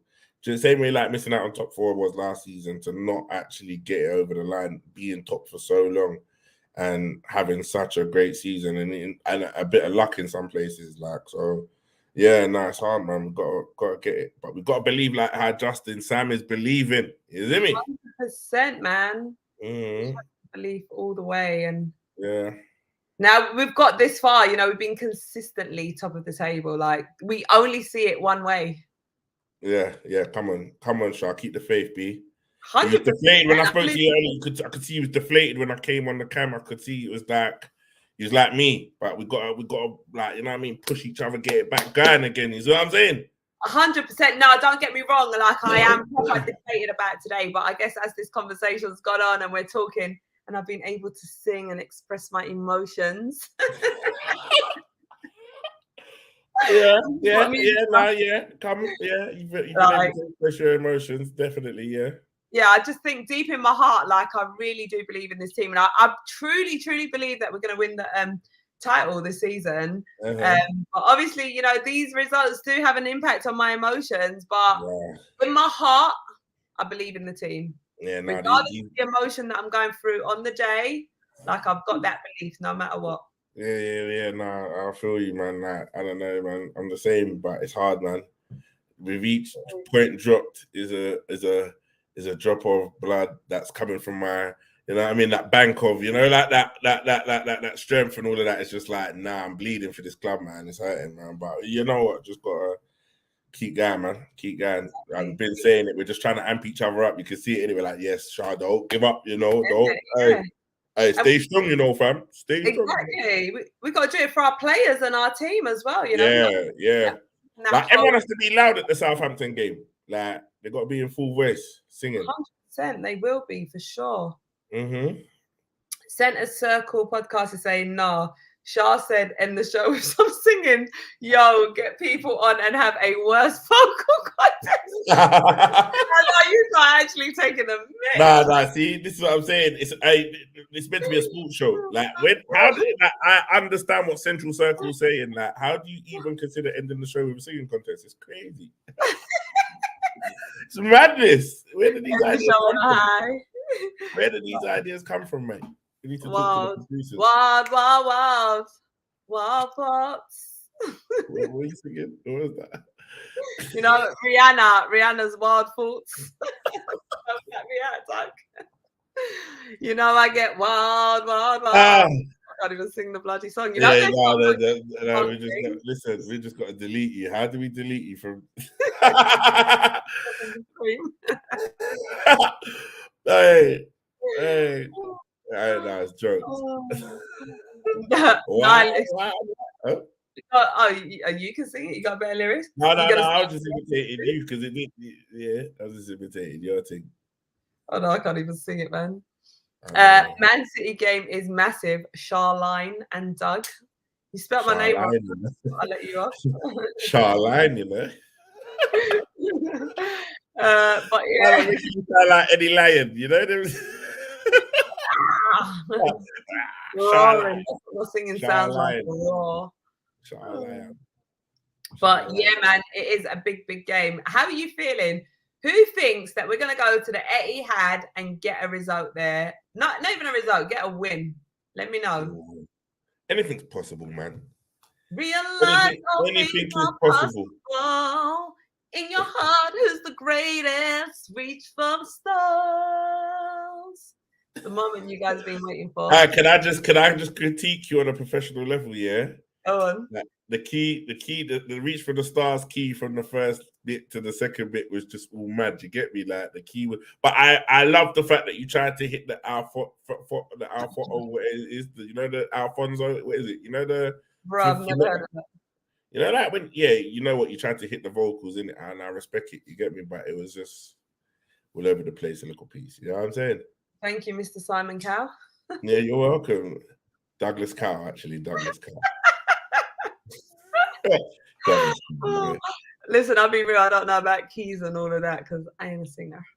Yeah, no, it's all right though. I got a starting point with a bit of fine tuning. And I want to say a massive big ups to you both. Hope you are both doing well. Oh, thank you. Come on now. How are we doing, Doug? It's mixed emotions. I mean, we're somewhat well, somewhat disheartened, bit stressed, anxious. We're feeling every single emotion today. Everything, man. The penalty goes in, it makes so much of a difference, man. It's like, how did we get here? We was flying, we was doing our thing, and now all of a sudden now it's stress. Do you get what I'm saying? It's like it's anxiety, squeaky bum time, whatever you want to call it. Like, but we was here before earlier on in the season. Remember, they caught us at one point. They went above us, didn't they? So it's just like that. You know, the distractions of Champions League. Who knows? It looks like they're going to go through to the next round. Maybe even go through to the FA Cup next round. So we don't know. The extra games might make a difference. We'll see what happens, innit? You know. Just focus on winning the Champions League. Let us win the Premier League. Yeah, but you know. Big up to Dougie Fresh. Come on, you Gunners. Here's an Abaja. Come on. Yeah. Bless up yourself. This is Mark, by the way. I even forgot I need to start using this more. Get my channel out there a bit more and that. Oh, is this Marky Mark? Big up Marky.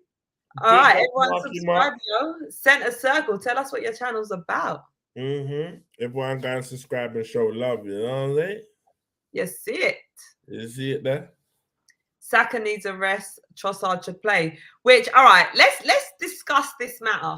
Because there was the game, I can't remember what game it was, but it was in the past game where Saka was on the bench and Trossard started. Now, my argument for that game was Trossard and Ben White didn't really link up as well. And we missed Saka. We needed him there. Like, he is a crucial player. What do we do about that situation? I mean, do we need to do a bit more training where Trossard and Ben White, you know, sort of grow that bond, that chemistry and stuff? Yeah. Or what do we do?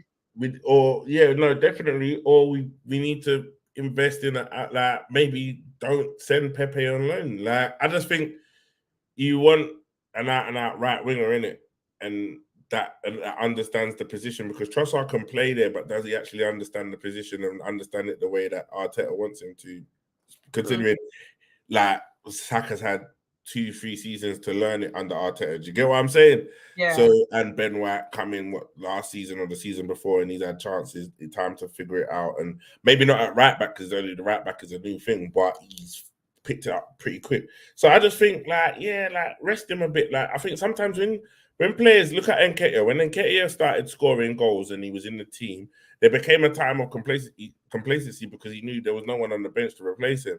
And I think Saka, because we're desperate for him to sign the contract, it's like he's undroppable all of a sudden. And sometimes you might have to make man sit down and see the game from the bench, knowing that he can't bring any more to that game, knowing that let it frustrate him, let him think, actually for the moments I'm on, I want to leave it all out there. Not sit here and think, I would have done that differently, or I would have played that, because that's what when you get subbed and you didn't want to get subbed, that's how you think. You think you can give more, so give more. Then you won't have this feeling again. So I think sometimes in certain games, you might have to bring him off. Do you get what I'm saying? And maybe that was a game. Trossard came on, and Trossard would actually come on and he was linking it up. It's like we almost gained control of the play when he come on again, and we were really onto them. But by then their tails were up. They were just trying to hang on for a point. I think in Saka's case, it's more a case of he's tired, because normally we see him consistently turning up, consistently doing his thing, and I just feel like, he's still so young and he plays so much minutes, so he probably just needs to put his feet up. Yeah, maybe even this week, have a day off from training, like an additional day to just rest mentally, physically, emotionally. Like go to a spa or just do some relaxation, just give the body that extra recovery time. 100. And the thing is, he wasn't even that bad. Like there was some really good bits of playing in like the movement and stuff. Some bits he overdid it a little bit, but he was looking sharp. But it just wasn't breaking for him today. Do you get what I'm saying? And I think we hold him on such a high level that even when he's not playing well, we expect the best out of him at all times, because we've been blessed with him giving it so much, and forgetting that he's only 21. So young. He's so young, so I think we heap a lot of pressure on him, and maybe sometimes it might be nice for bring him off, get an experienced player in Trossard on, who's a more senior player, and see what can happen, and let Saka watch from the sidelines and maybe feel some type of way and not being able to put it in, because then in the next game he might go super hard. Do you know what I mean?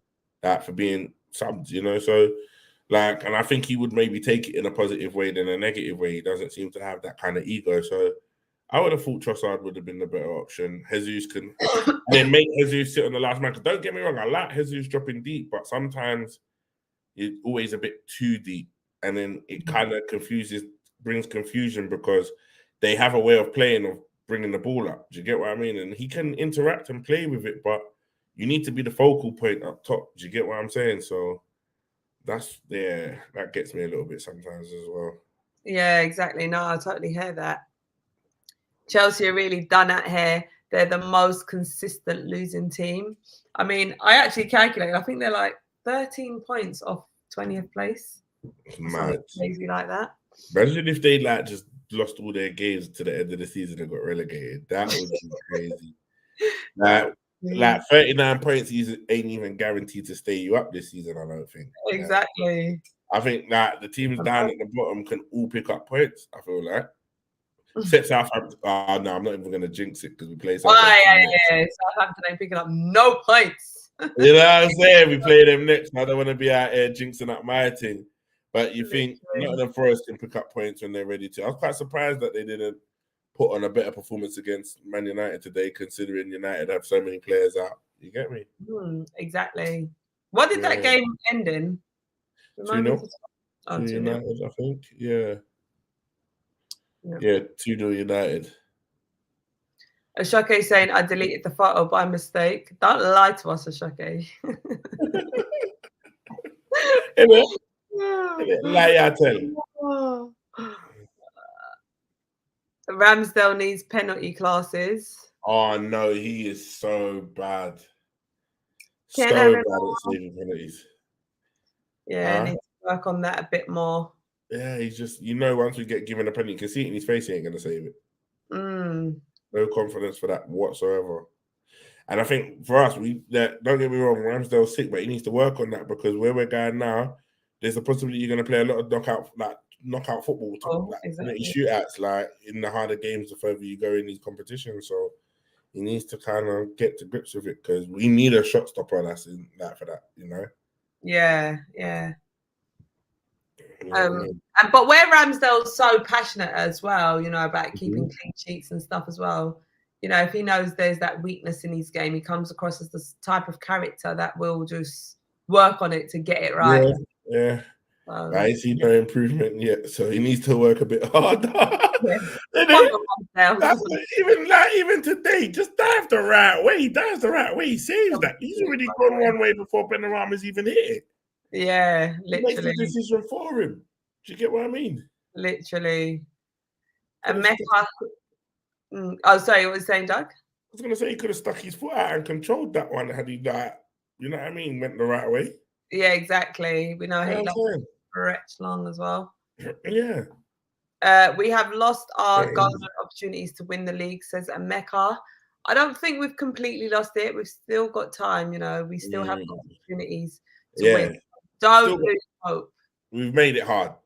We've made it really hard. Do you get what I'm saying? I don't think we've lost. No, to be fair, the golden opportunities have been dropped. Like, you think the points that we dropped, Everton away, drew to Southampton, but then you think we've already dropped 5. Now drop points against Liverpool and drop points against West Ham. West Ham. I keep forgetting West Ham's name.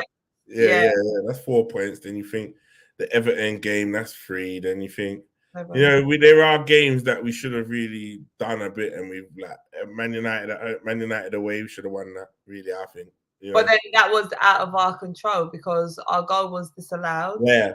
I just thought we scored the first goal, we go on to win. I think that was the problem. I think with it, even though Man United scored 3 and they will argue the fact, well, you only scored 1 or whatever. But I just think that first goal goes in, it changes the game completely. Exactly, and that's actually the first game that we lost this season as well. Yeah, first game we lost this season. To be fair, to have all of that and City not be great, but still be able to chip away and catch us up is murder. Sometimes I think that them moving these fixtures is all part of the plan of just confusing the whole points, and then they just threw a little extra couple points on City just to, just to confuse us while the confusion is going on. Because we was winning games, you think we'd only lost 1 game, drew 1 or whatever, and City was still just off us. How does that even work? At one point, the lead was nice, but it's how have they just chipped away at this lead? Do you get what I mean? Yeah, literally. Yeah, because I remember being 8 points clear. Yeah. What's the highest amount of points clear we've been? Has it been 8 or has it been more? 8, bro. We could have gone. Well, the Leeds game we did win against Leeds, but they played before we played Leeds, so technically we it stayed as we were. But had we, which was originally meant to be planned, played the Leeds game before we would have been 11 points clear. In front of City. So, but they played before we played. So, I didn't even know how that worked, how that fixture became a daytime fixture, but it did. But because I'm pretty sure it was a Super Sunday fixture. So, yeah. We'll see, man. I don't know, man. I don't know. But yeah, we have messed on. There's a few opportunities that we did we could be here and so much more comfortable and have a different energy. Now we only got 8 games left. Hurry up and finish the season. Now it's this all unknown every week. We're just gonna be come Friday, we're all gonna be nervous. Come Etihad next week. But at least once we get the Etihad game out of the way, we kind of know where we stand and what we need to do. A bit. I don't even think about it. I'm actually starting to feel a bit nervous. Even in today's game, when we was drawing, I was I literally felt like I was going to throw up. I'm not the type of person that throws up. Do you know what I mean? But I literally felt sick to my stomach. Oh my God, what's going on? Now, I think if you was to say that City go on to win their game, but they draw against us, they technically can finish on, I think it's 90 now 93 points, or they might even still be kind of similar, the same. But now our points drop for us means the less higher points we can land on. Do you get what I mean? So we're slowly chipping away at that little buffer we got, you know. So it's just, yeah, man, squeaky bum times. Yeah, we just literally like need to take one game at a time. Yeah. You know, that's all I'm doing. You know, just keep sane, keep my mental health intact, just taking one game at a time. And keep going gym, training, keeping my mind off things, you know what I'm saying? Exactly. Yeah, keep it grafting and we'll go. Yoga is what is needed right now. Uh-huh. Luca's saying, I think Man City will win the league. Listen, Luca, don't give up. Like, all Arsenal fans, we can't give up right now. We need to stay in this with the team all the Hey, way. Luca, come on, fix up, man. Don't do this. None of this energy. You don't want to do this, Luca. Get down off the ledge, mate. Get down off the ledge. You don't want to do this, mate. Nah, listen. It's just I know where Luca's at in his mind right now. You'd rather just say that to then have the disappointment, or if he starts thinking like that and we win it, it's just because I've got my other friend like saying, yeah, you know what, I'm just happy we got top 4. Just happy we're there. We're there, Champions League next season. Like, we're there, we've done it, which is all well and good. But don't tell me everyone ain't gonna be hurt if we don't win the league, man. Oh, 100%. I'll be absolutely gutted. Like, and I can't. The way I see it now is we're winning the league. Like, I'm not settling for nothing less than that. Yeah, like, we're winning the league. Like, there's no backing down. Listen. I feel your energy, B. Let's go. Yeah, let's go. We're winning the league. Like, I feel it. Premier League title winners, baby. Hey. Enio Wonga is saying, hi, Charlene. Been with AFTV for years and found your channel. Love you loads. By the way, today's result was a huge letdown, to be honest. I admire your belief in the team, but I think it's all over. Big up to us, Enio. Thank you for supporting as well. You know, we always appreciate that. But listen, don't give up. It's not over. Like, we still got games to play. This is exactly what we've been saying. There's still games to play. We need to keep believing. We need to be with the team and fight with our club all the way to the end. No one can't give up on this team. Like, we've come this far. We need to see it through. But I feel like there's a lot of people that feel that way still. Yeah, just that think that's all over. They think it's done. We're so close. I know. Like, sorry, not even 2 months, not even a month and a half. Like, we're nearly there. It's done. Isn't it? Crazy. But listen, whatever it is, we'll take it, and you know what I mean, just be happy for it, I suppose. I think as well, whatever's meant to be will be. Yeah, I'm a true believer in God. God's plan. Yeah, if it's our season, it's our season. Like, whatever our destiny is right now is what it's going to be. But I'm hoping and praying and believing that we're league title winners. Yeah. And like in a normal game of football, do we give up, on the 80th minute? No, we got to play all the way to the full whistle. So it's the same with this title race. Like, we don't give up now. I mean, we'll keep it moving, B. We got to play to that final whistle, yo. Keep it moving. Oh, come on, I feel you, B. I feel you. I'm sounding like a proper preach. Right? Yeah, preach, I'll preach. I mean, hallelujah. Amen. Amen, Shah. You preaching out here. Been protesting since day one. I am happy with my JVC shirt. I am not against Wenger or Arteta. The problem is the Cronkies. Is it though, man? They're spending the money, man. They've always spent. I don't know, man. I don't know. I think we like the scapegoat, and people just love to be angry at stuff. But let's have it right. They've released the funds when the funds needed to be released. They don't pick the players. We have like sporting directors and head of sporting and Edu, and now Arteta. Like, so what more do we need the Conquerors to do? Like, they're fixing up the stadium. We want a player. Look, they just in January they were just about willing to spend 100 million. Like, how can people be upset at them? In January, no one, like, apart from Chelsea, was willing to spend that kind of money on a player.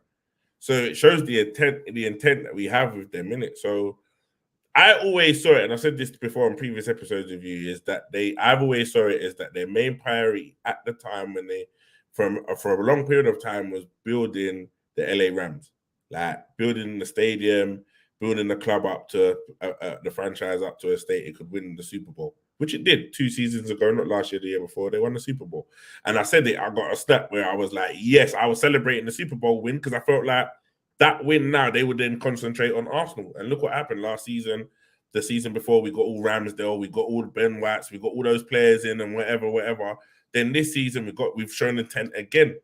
Do you know what I'm saying? So everyone just has to be patient. I don't know, and local Badger might be able to put it in the comments, but I don't know what more Arsenal fans want from the owners. Like, what do you want them to do? They're not Arabs, they're not gonna go and spend, they're not Tom Bowleys, but they're spending though. Like, what else do we want? And we're spending like quite sensibly as well. You know, when we think about, the players that we brought in, the amounts that we spent as well, it's actually been quite reasonable. And look at the position that it's actually taken us to. Yeah, like the club's actually well run. Yeah, exactly. Yeah, actually well run. And you can see like they've got the money. Like, I reckon if we was, I don't know, I'm not saying that we like you look at Jude Bellingham, everyone's battering around 130 million, 140 million. Well, if we was gonna buy my guy for 100 million, I could see Arsenal going for him. Wages wouldn't be a problem. Yeah. Rumors now of him, sort of having interest from Man City. Yeah. Oh, well, yeah. Obviously, Man City would love to have him there. Could you imagine Jude Bellingham in that midfield with Rodri and De Bruyne? Please, just like give me my sit bucket now so I can throw up. You know what I mean? Like, could you imagine that midfield? Oh, God. Isn't it? Crazy. That'd be heartache and pain every week. Exactly. With Haaland up top. Oh, get out of here. It would be a madness. I'm surprised that we're even in front of this team because they have been phenomenal. Like, yes, they've had rocky places and rocky parts and been bad, but this second half of the season, post World Cup, is it post? Yeah, post World Cup. They've actually got their team together and they're actually doing bits, Haaland or no Haaland. Like, they're scoring goals for fun. I feel like regardless of what the results are, to actually hang with these lot till 8 seasons in, where normally in previous seasons they've wrapped it up by now. And only knowing that Liverpool have been the only team to kind of push them to the limits, yeah. And we've done that in like what, not even the second or third phase, as Arteta would call it, shows you the levels that we're at. So regardless of whatever happens, we should be very much very proud. Like, I know it will hurt, but and people, the banner will come hard, thick and fast, but we must be proud of it, Yeah, no, 100%. And that's what we were saying earlier, that, we're proud to even be this far, but on the other hand, we still want the Premier League title. Yeah, no, 100%, because I need that. Like, it's one of them ones, it's like, man needs that, or it's just going to be a long summer for me. Like, we need to bring this home. We need to bring this home, B. Listen, when you say long summer, like, that would just ruin summer, if we didn't. Oh, trust me. And my phone was going off and it was a draw today. We drew. Yeah, so imagine if we take an L or Man City beat us, how excited people, like my guy who's a Man United fan, put in the group that he don't want to celebrate till 10 minutes after the final whistle to know that it's the right result. That's how. He's a United fan. Why are you so excited for Arsenal to lose? Like, this is what we're dealing with. So, I can't afford to lose. I hope Arsenal, if you're watching, if one of your representatives are watching, or anyone close to any Arsenal players, please let them know we cannot fumble this bag. Yeah? I can't deal with it. My stress levels are high. My anxiety is up there. Yeah, please? Yeah, just let them know that from me, please. Talking to you directly now. I'm talking to you directly, heart to heart. Please let them know I can't do this. Okay? None of us can. I'm not supposed to be out here emotional, masculine. I'm on this masculine thing, but right now my emotions are being played with, bruh. Yeah, gonna make me cry. It ain't gonna make me cry. Yeah, someone needs to do this for me, man. Exactly. You know what I'm saying? Big up Kawi Wakala with the super chat. Thank you so much for the super chat, saying you're such a true gooner. Please keep irradiating your positivity. Listen, this is what me and Doug do. Like, we spread that positive vibe, that positive Amen. energy, Mhm. and that belief in the team. Yeah, no, 100%. We're always boosting them up. Like, obviously, we have our moments. We'll, you know what I mean, but it's always warranted if we're going mad on them. But it's always trying to keep positive. Man. Exactly, because I mean that's what we need, and it just goes to show. Look at how much positivity Mikel Arteta's put into the club as well, and look at how far it's taken us. Yeah, And yeah, even the 100%. fans, you know, being positive at the stadiums and just having that whole positive aura and energy. I think it's very much evident, you know, around the whole club, inside and out. Yeah. And I think Southampton we're gonna go out there and blow them up because the thing is, even though like the results, it feels like a loss, but the first halves of those games or the first 10 minutes, 15, 20 minutes, 30 minutes, whatever, we've been dominant. Like that's the beauty you can take out of it. Like we don't play games. You get what I'm saying? So that is the positivity. Like we can go. I think if we play like that and start how we started against West Ham against Southampton, we'll be 2-3 goals up. Same again. Yeah. But it'd be the mental thing of keeping it because you never know. We could go to City, go to the Etihad, get the early goal, boom, maybe get a penalty or get a decision, get 2 goals, like we have done. Now we need that mental strength to keep it, maybe hold the lead and dig in. And Arteta needs to really step up tactically, not knowing when to shut the door as well. Yes, you want the goals and you're pushing the team for the goals, but maybe show them how to shut the door and regain focus and defend to then go again. Because I remember there was a time remember like the season when we was fighting for top 4, so maybe last season, and you know you'd bring on Holding would, you know, like, and we was defensively solid, like, you know what I mean? We'd shut the door time and time again. And really, once we get a lead, we should be just shutting the door.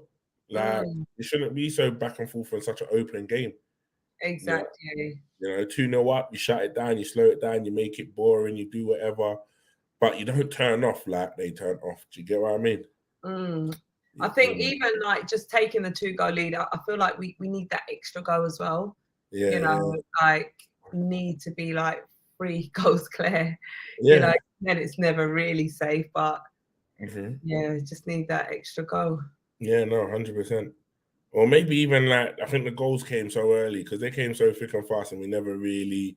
In 10 minutes, you know, maybe if it was 1-0 at the 60th minute and you go 2-0 at like the 65th minute or something like that, you think the game's done. Do you get what I mean? But so early on in the game, and then they equalised instantly. Any team, we've all been there playing football. You get a goal back, you think actually we can have these. Look, do you get me? Yeah, exactly. So, I mean, a lot of the time we're sort of like, yeah, we need that early goal. Would you sort of flip it on the head and say, well, actually, maybe we need to score a bit later on? Try and keep, you know, be defensively solid and just try and score a bit later on. Yeah, no, trust me. Yeah, no, we've got to flip it up, man. Response here from Highbury's local badger saying Kroenke said we bought the club not for trophies and they have not written off our debt. We are bigger than the LA Rams fans. KSE walks into our stadium with an American football shirt. Yeah, but that's not.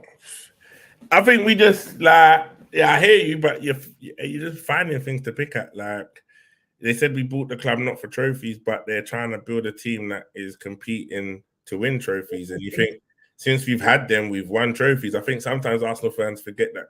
You know what? It's mad. When I saw, you know, Ozil retired from football, yeah, I saw that he had won 5 FA Cups.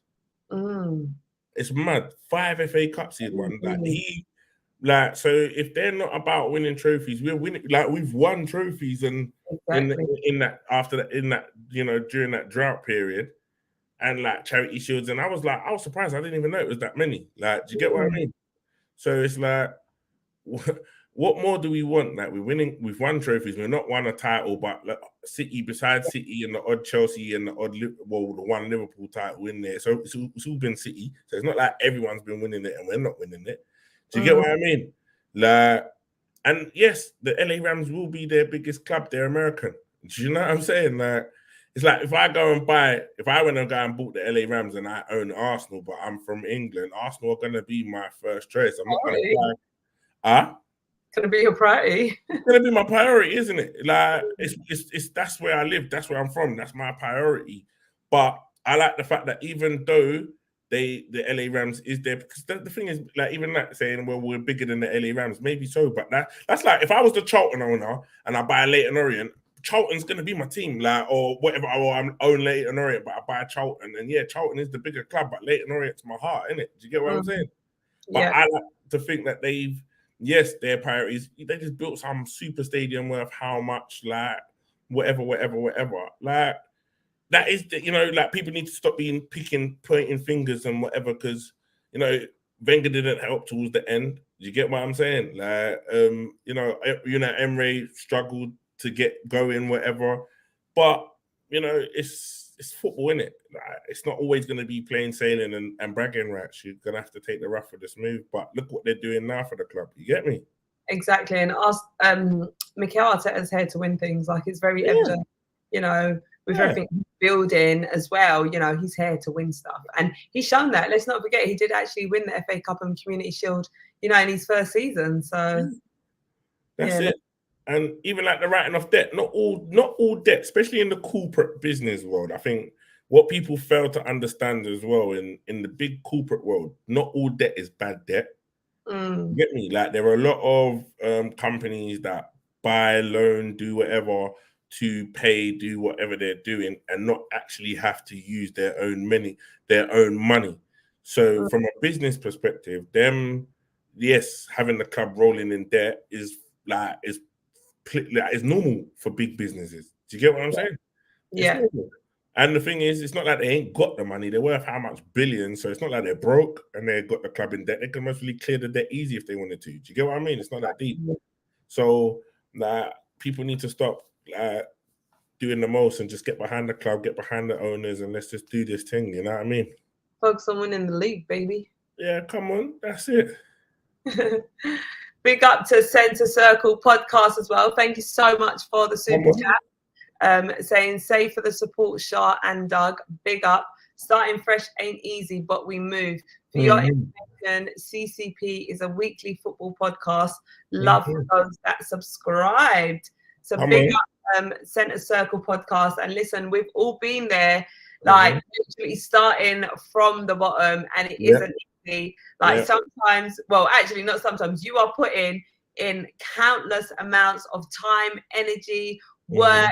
And sometimes you feel like, well, I'm not even getting anywhere with this, but you keep going, you keep pushing, keep persevering. And then all of a sudden, that work that you've been putting in, it pays off. So we've all been there, trust me. I mean, it's easy. It's tiring, physically, mentally, everything, but keep pushing. So yeah, man, show some love to Centre Circle podcast, talking about football on a weekly basis.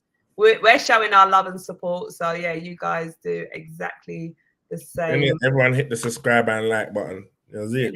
You know the vibes. You know how we out here supporting each and every week. That's it.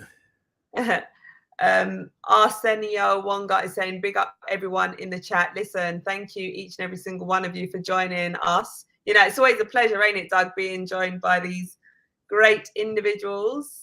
So yes, always a pleasure. Always a pleasure. And I'm just reading the chat. I'm keeping up with you guys as you're all typing. And shout out to you all that is interacting with each other while watching and, listening to us rabbit on. You get me? Exactly. And giving your opinions as well. It's always, always greatly appreciated. In it, you know what I mean? Because they know I can chat forever. I'll just chat. You get me? So I appreciate you listening to me just chat rubbish with Shah for the longest. You get me? Yeah, I wouldn't say it's rubbish though, Doug. It's good, constructive positivity and everything else. Good stuff. I think we are actually very good pundits and critics, and we really break it down. You know what I'm saying? Exactly. No, I totally agree with you. On a constructive level, Exactly. And it's definitely constructive criticism. Yeah, definitely constructive. We're not out here just putting things out into the atmosphere without actually backing it up. Do you get what I'm saying? And the things that we are putting into the atmosphere is the things we should be, talking about how we're going to win the league. Oh, yeah. Positivity. This is it. Talking it into existence. You know what I mean? No weakness. You know what I mean? I've seen you saying you can't watch the games. Yeah, I mean, because I already got depression and watching us play really is not good for me. Art to blood. We have to stop on the blood. Yeah, the blood. You know what I mean? Yeah, no, I feel you, bro. I feel you. Like, I can't do it sometimes. Exactly. No, we definitely hear that. But listen, it's all love and support out here. We all supporting each other. So if you're depressed, you know, we're happy that you're here joining us, speaking, letting your emotions out and everything, you know. It's all about that family unity, you know. That's me. Yeah, man. You know the vibes. Big up to High Breeze Local Badger saying just subscribe to Centre Circle podcast. Listen, love that. That's what we're about, the support, yo. Come on, spreading the love. Innit? Jean Renee Chuti. Big up Charlene. Sorry I'm late. First time tuning in. Well, apology accepted. No need to apologize, but thank you so much for joining us. You know, we was just saying how much we appreciate you all. So thank you for coming and tuning in, and don't forget to subscribe, darling. Subscribe. Oh. Big up Charlene and Doug. Guna gang business, baby. Come on, B. Wait, I love when you do that. What's that? Gang business.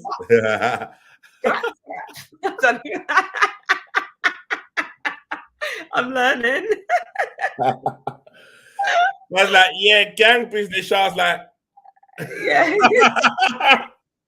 Do I say that? Peace. Peace. Yeah, no, you'll get these signs right eventually. You know what I mean? Don't know if that's a good or bad thing, Doug. I don't know. But it's not even a good or bad thing, but it's because I know you tried. You get me? That's what I know. Like, I know you was actually on some chill mode thing when you was like, yeah, you done no gang. With the thumbs up and that, I was like, oh shit, yeah, okay. yeah, whatever she said, you get me? That's the vibe. That's the vibe. Oh, mate. Big up to John saying, come on, you Gunners. I still believe. And that is what Doug was saying. We believe as well, man. All the way to the end. I still believe, my friend. I still believe, man. Anything is possible now. You guys are almost drawing another song out of me. Like I can feel it coming. Yeah. Probably guess what I'm about to sing, but I'm not going to sing. I'm going to hold back. You gotta said I'm only here for CHAR, but I'm warming to you, Doug. Big up. Hey, come on, fam. Love that. Big up to D Gunner. Honestly, like, bro, I don't really know you, Doug, but I'm only here for CHAR, but you're good, you know, you're cool. You know them understand? So you get some love too. Yeah, you can get some love too, because you're actually quite funny, you know. I like you. Oh, I love it. Prince Fuad TV is saying Arsenal have never won the title easy way. Just remember 2002 Old Trafford. Come on, you know this. Like, but you know what? I think us Arsenal fans just wanted an easy ride. We didn't want all the heartache. We just wanted to be 10 points clear, sail off into the sunset, and we'll be at the Emirates having a parade around the stadium way before the season's finished. You get me? But nope, it's going down to the wire. Literally, that is how it's feeling, mate. And I guess good things don't come easy, innit? You got to work your backside off for them. And we're definitely, you know, putting ourselves in that position to really make ourselves work for it. And you never know, City could slip up yet. There could be more twists and turns to this. Exactly. And don't forget, officials, they play a part too. Yeah. They're trying to make it. You know what I mean? Look at Edmondson sending off for Haaland, you know what I mean? Red card, you know? I imagine. I feel like with Alvarez, they're just as potent with Alvarez than they are with Haaland, you know? So, I mean, I don't know if I'm wishing any injury on Haaland, but... No. I don't believe injuries on anyone, but... No, not like injuries. I didn't mean to say injuries. I meant cards. God forgive me. Yes. No, I meant cards. I meant red cards. I meant red cards or yellows. I didn't mean no injuries. You know what I mean? But yeah, you know, they're just as good even if he was to get a suspension or he was out for a bit or whatever. Do you get me? Yeah, I guess when you look at that Man City side, if you was to like want someone to have a red card, it's like, well, who would it be? Because whoever you take out, they've got quality replacement for. So Kevin. It's got to be Kevin. Kevin, that two-footed tackle was shocking. Go and sit down for 3 games, mate. Is that what we're manifesting now, Doug? Yeah, that's what. Tackle you're off straight red. You know what? Because he is the tick, like he is the glue. He ticks that team over. Like there's no like, mate. He's just. And I know people are making. I know it might sound nuts, but I've seen a few on Twitter. I've seen a few other guard people are saying he's the next Kevin, but he hasn't earned that yet. Kevin's been here, won stuff in it. Like he's won trophies. He's won trophies. He's won Premiership titles. So he is the truth. Do you get what I'm saying? The real deal. We need to. Yeah, he is the one. One moment. Oh, Siri's trying to chat. Allow it, man. Your voice went funny for a minute as well. I don't know if you or anyone else noticed that. Siri said that might be a get out of here, man. What is Siri saying? Siri's like, that might be way above my abilities right now at the moment. Get out of here. De Bruyne a red card. Yeah. All right, that's what he's asking. Yeah, that's what he's responding to. I don't think I can do that right now, Dougie, at the moment. You know, I'm not in control of any AI robots at the moment, Dougie. That is jokes. You know what I'm saying? That is jokes. Yeah. All right. What else are these comments saying? Respect Renee, we got this. Listen, we got it for real, homie. Yeah. Winning the league will be way sweeter if we win it now, as it's sweating up. That's so true. I get you, Max. I get you. 100%. I feel you, Michael. But yeah, winning it now. But even math, boy, we can't even win it now. It's going. Listen, it can't. I feel like it's going down to the final day. I know, and I didn't want it to be that way, but I didn't. But right now, it's looking like that's what it will be. Mm. And we can't afford to drop. We can. We've got maybe one L we can take now. One, if that. I don't even think we can take no L's. We need to come away with a point at City. Yeah, that is minimum. Bare minimum. Bare minimum is a point. Mm. You know, and let the rest take care of itself. Because I think, you know, even like you say, yeah, you look at Brighton, but just as much as Brighton's a hard game, we're a hard game. Do you know what I'm saying? Like, I think any team that they're coming up against us as well, but you know, it's just we need a minimum of point at City. Yeah, no, I totally agree. Mm-hmm. Arsenio Wonga is saying, wait, who's our next game? Hold on. May I check Pan Sky fixture thing? Be right back. I love this. I love in Southampton. Yes, we are at home to Southampton on Friday. Mm-hmm. Graham Robb is saying, LOL, Anfield, 1989. I remember that. Do you remember that, Doug? No, I don't. Listen, Graham's been, 1998, I don't, listen, I was a baby. 1989.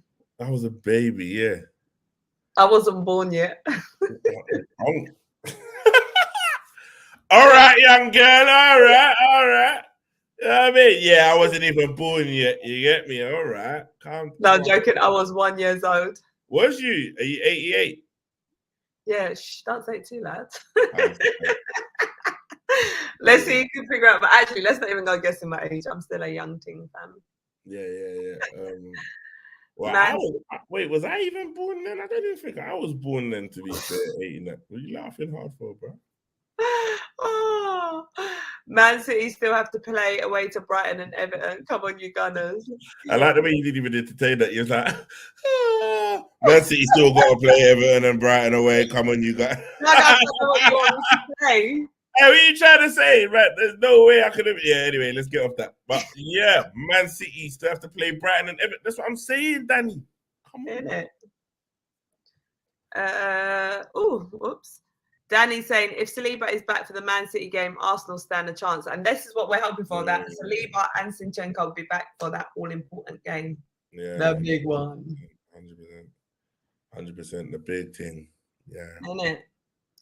Melissa is saying, we have nothing to lose at the empty head. Love that. We should just give it our all. 100%. Listen, totally agree. We have to give it everything. Yeah, and they need to be mentally prepared for the fact that City are going to try and disrupt and do whatever, and we overcome that hurdle, I think we're good to go. Yeah, no, 100%. Mm-hmm. Friday is key, so happy Southampton game is at home. Yep, we've definitely got that home advantage as well. Mm-hmm. Tyrone is putting LOL. Laughing my laugh. Brighton away for City and Everton away for City. Brentford away for City. Hard games away. Yeah, I agree with that. Yeah, slip up games. That Brentford away game at home on the last day of the season is a big game. Brentford most probably gonna be safe. Got nothing to play for.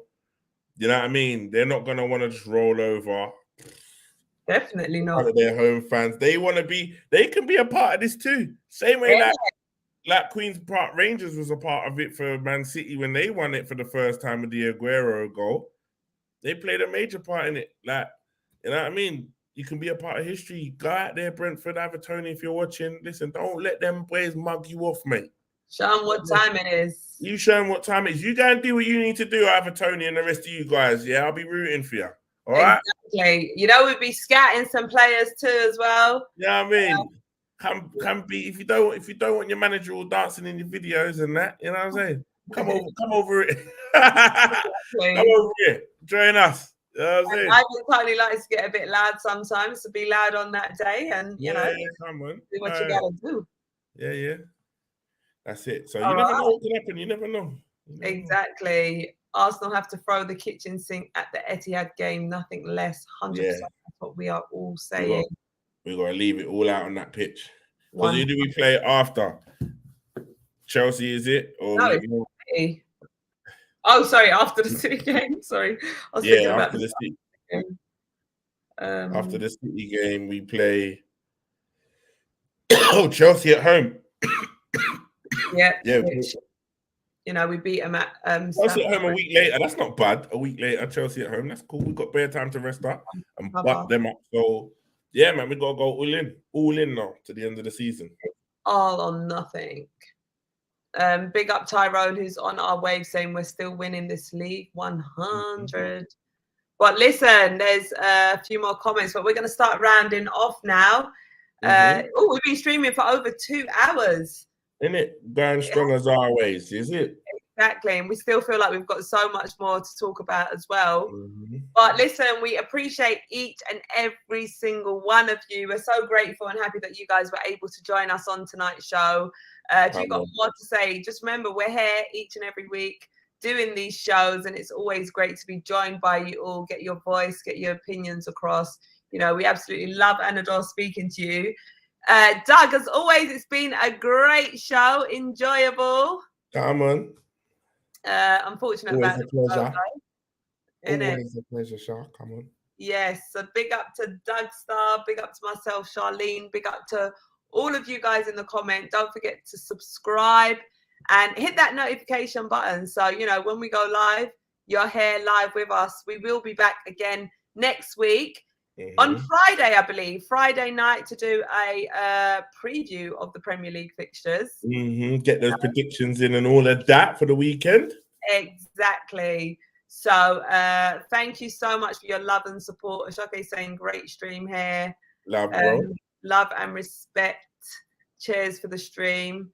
Come on. You guys, well, come on, you Gunners, and we'll end it on that comment there. But yeah, we'll be back again next week, guys. We look forward to speaking to you all then. Have a great week in the meantime, and we're signing out. We'll see you soon. Bye for now.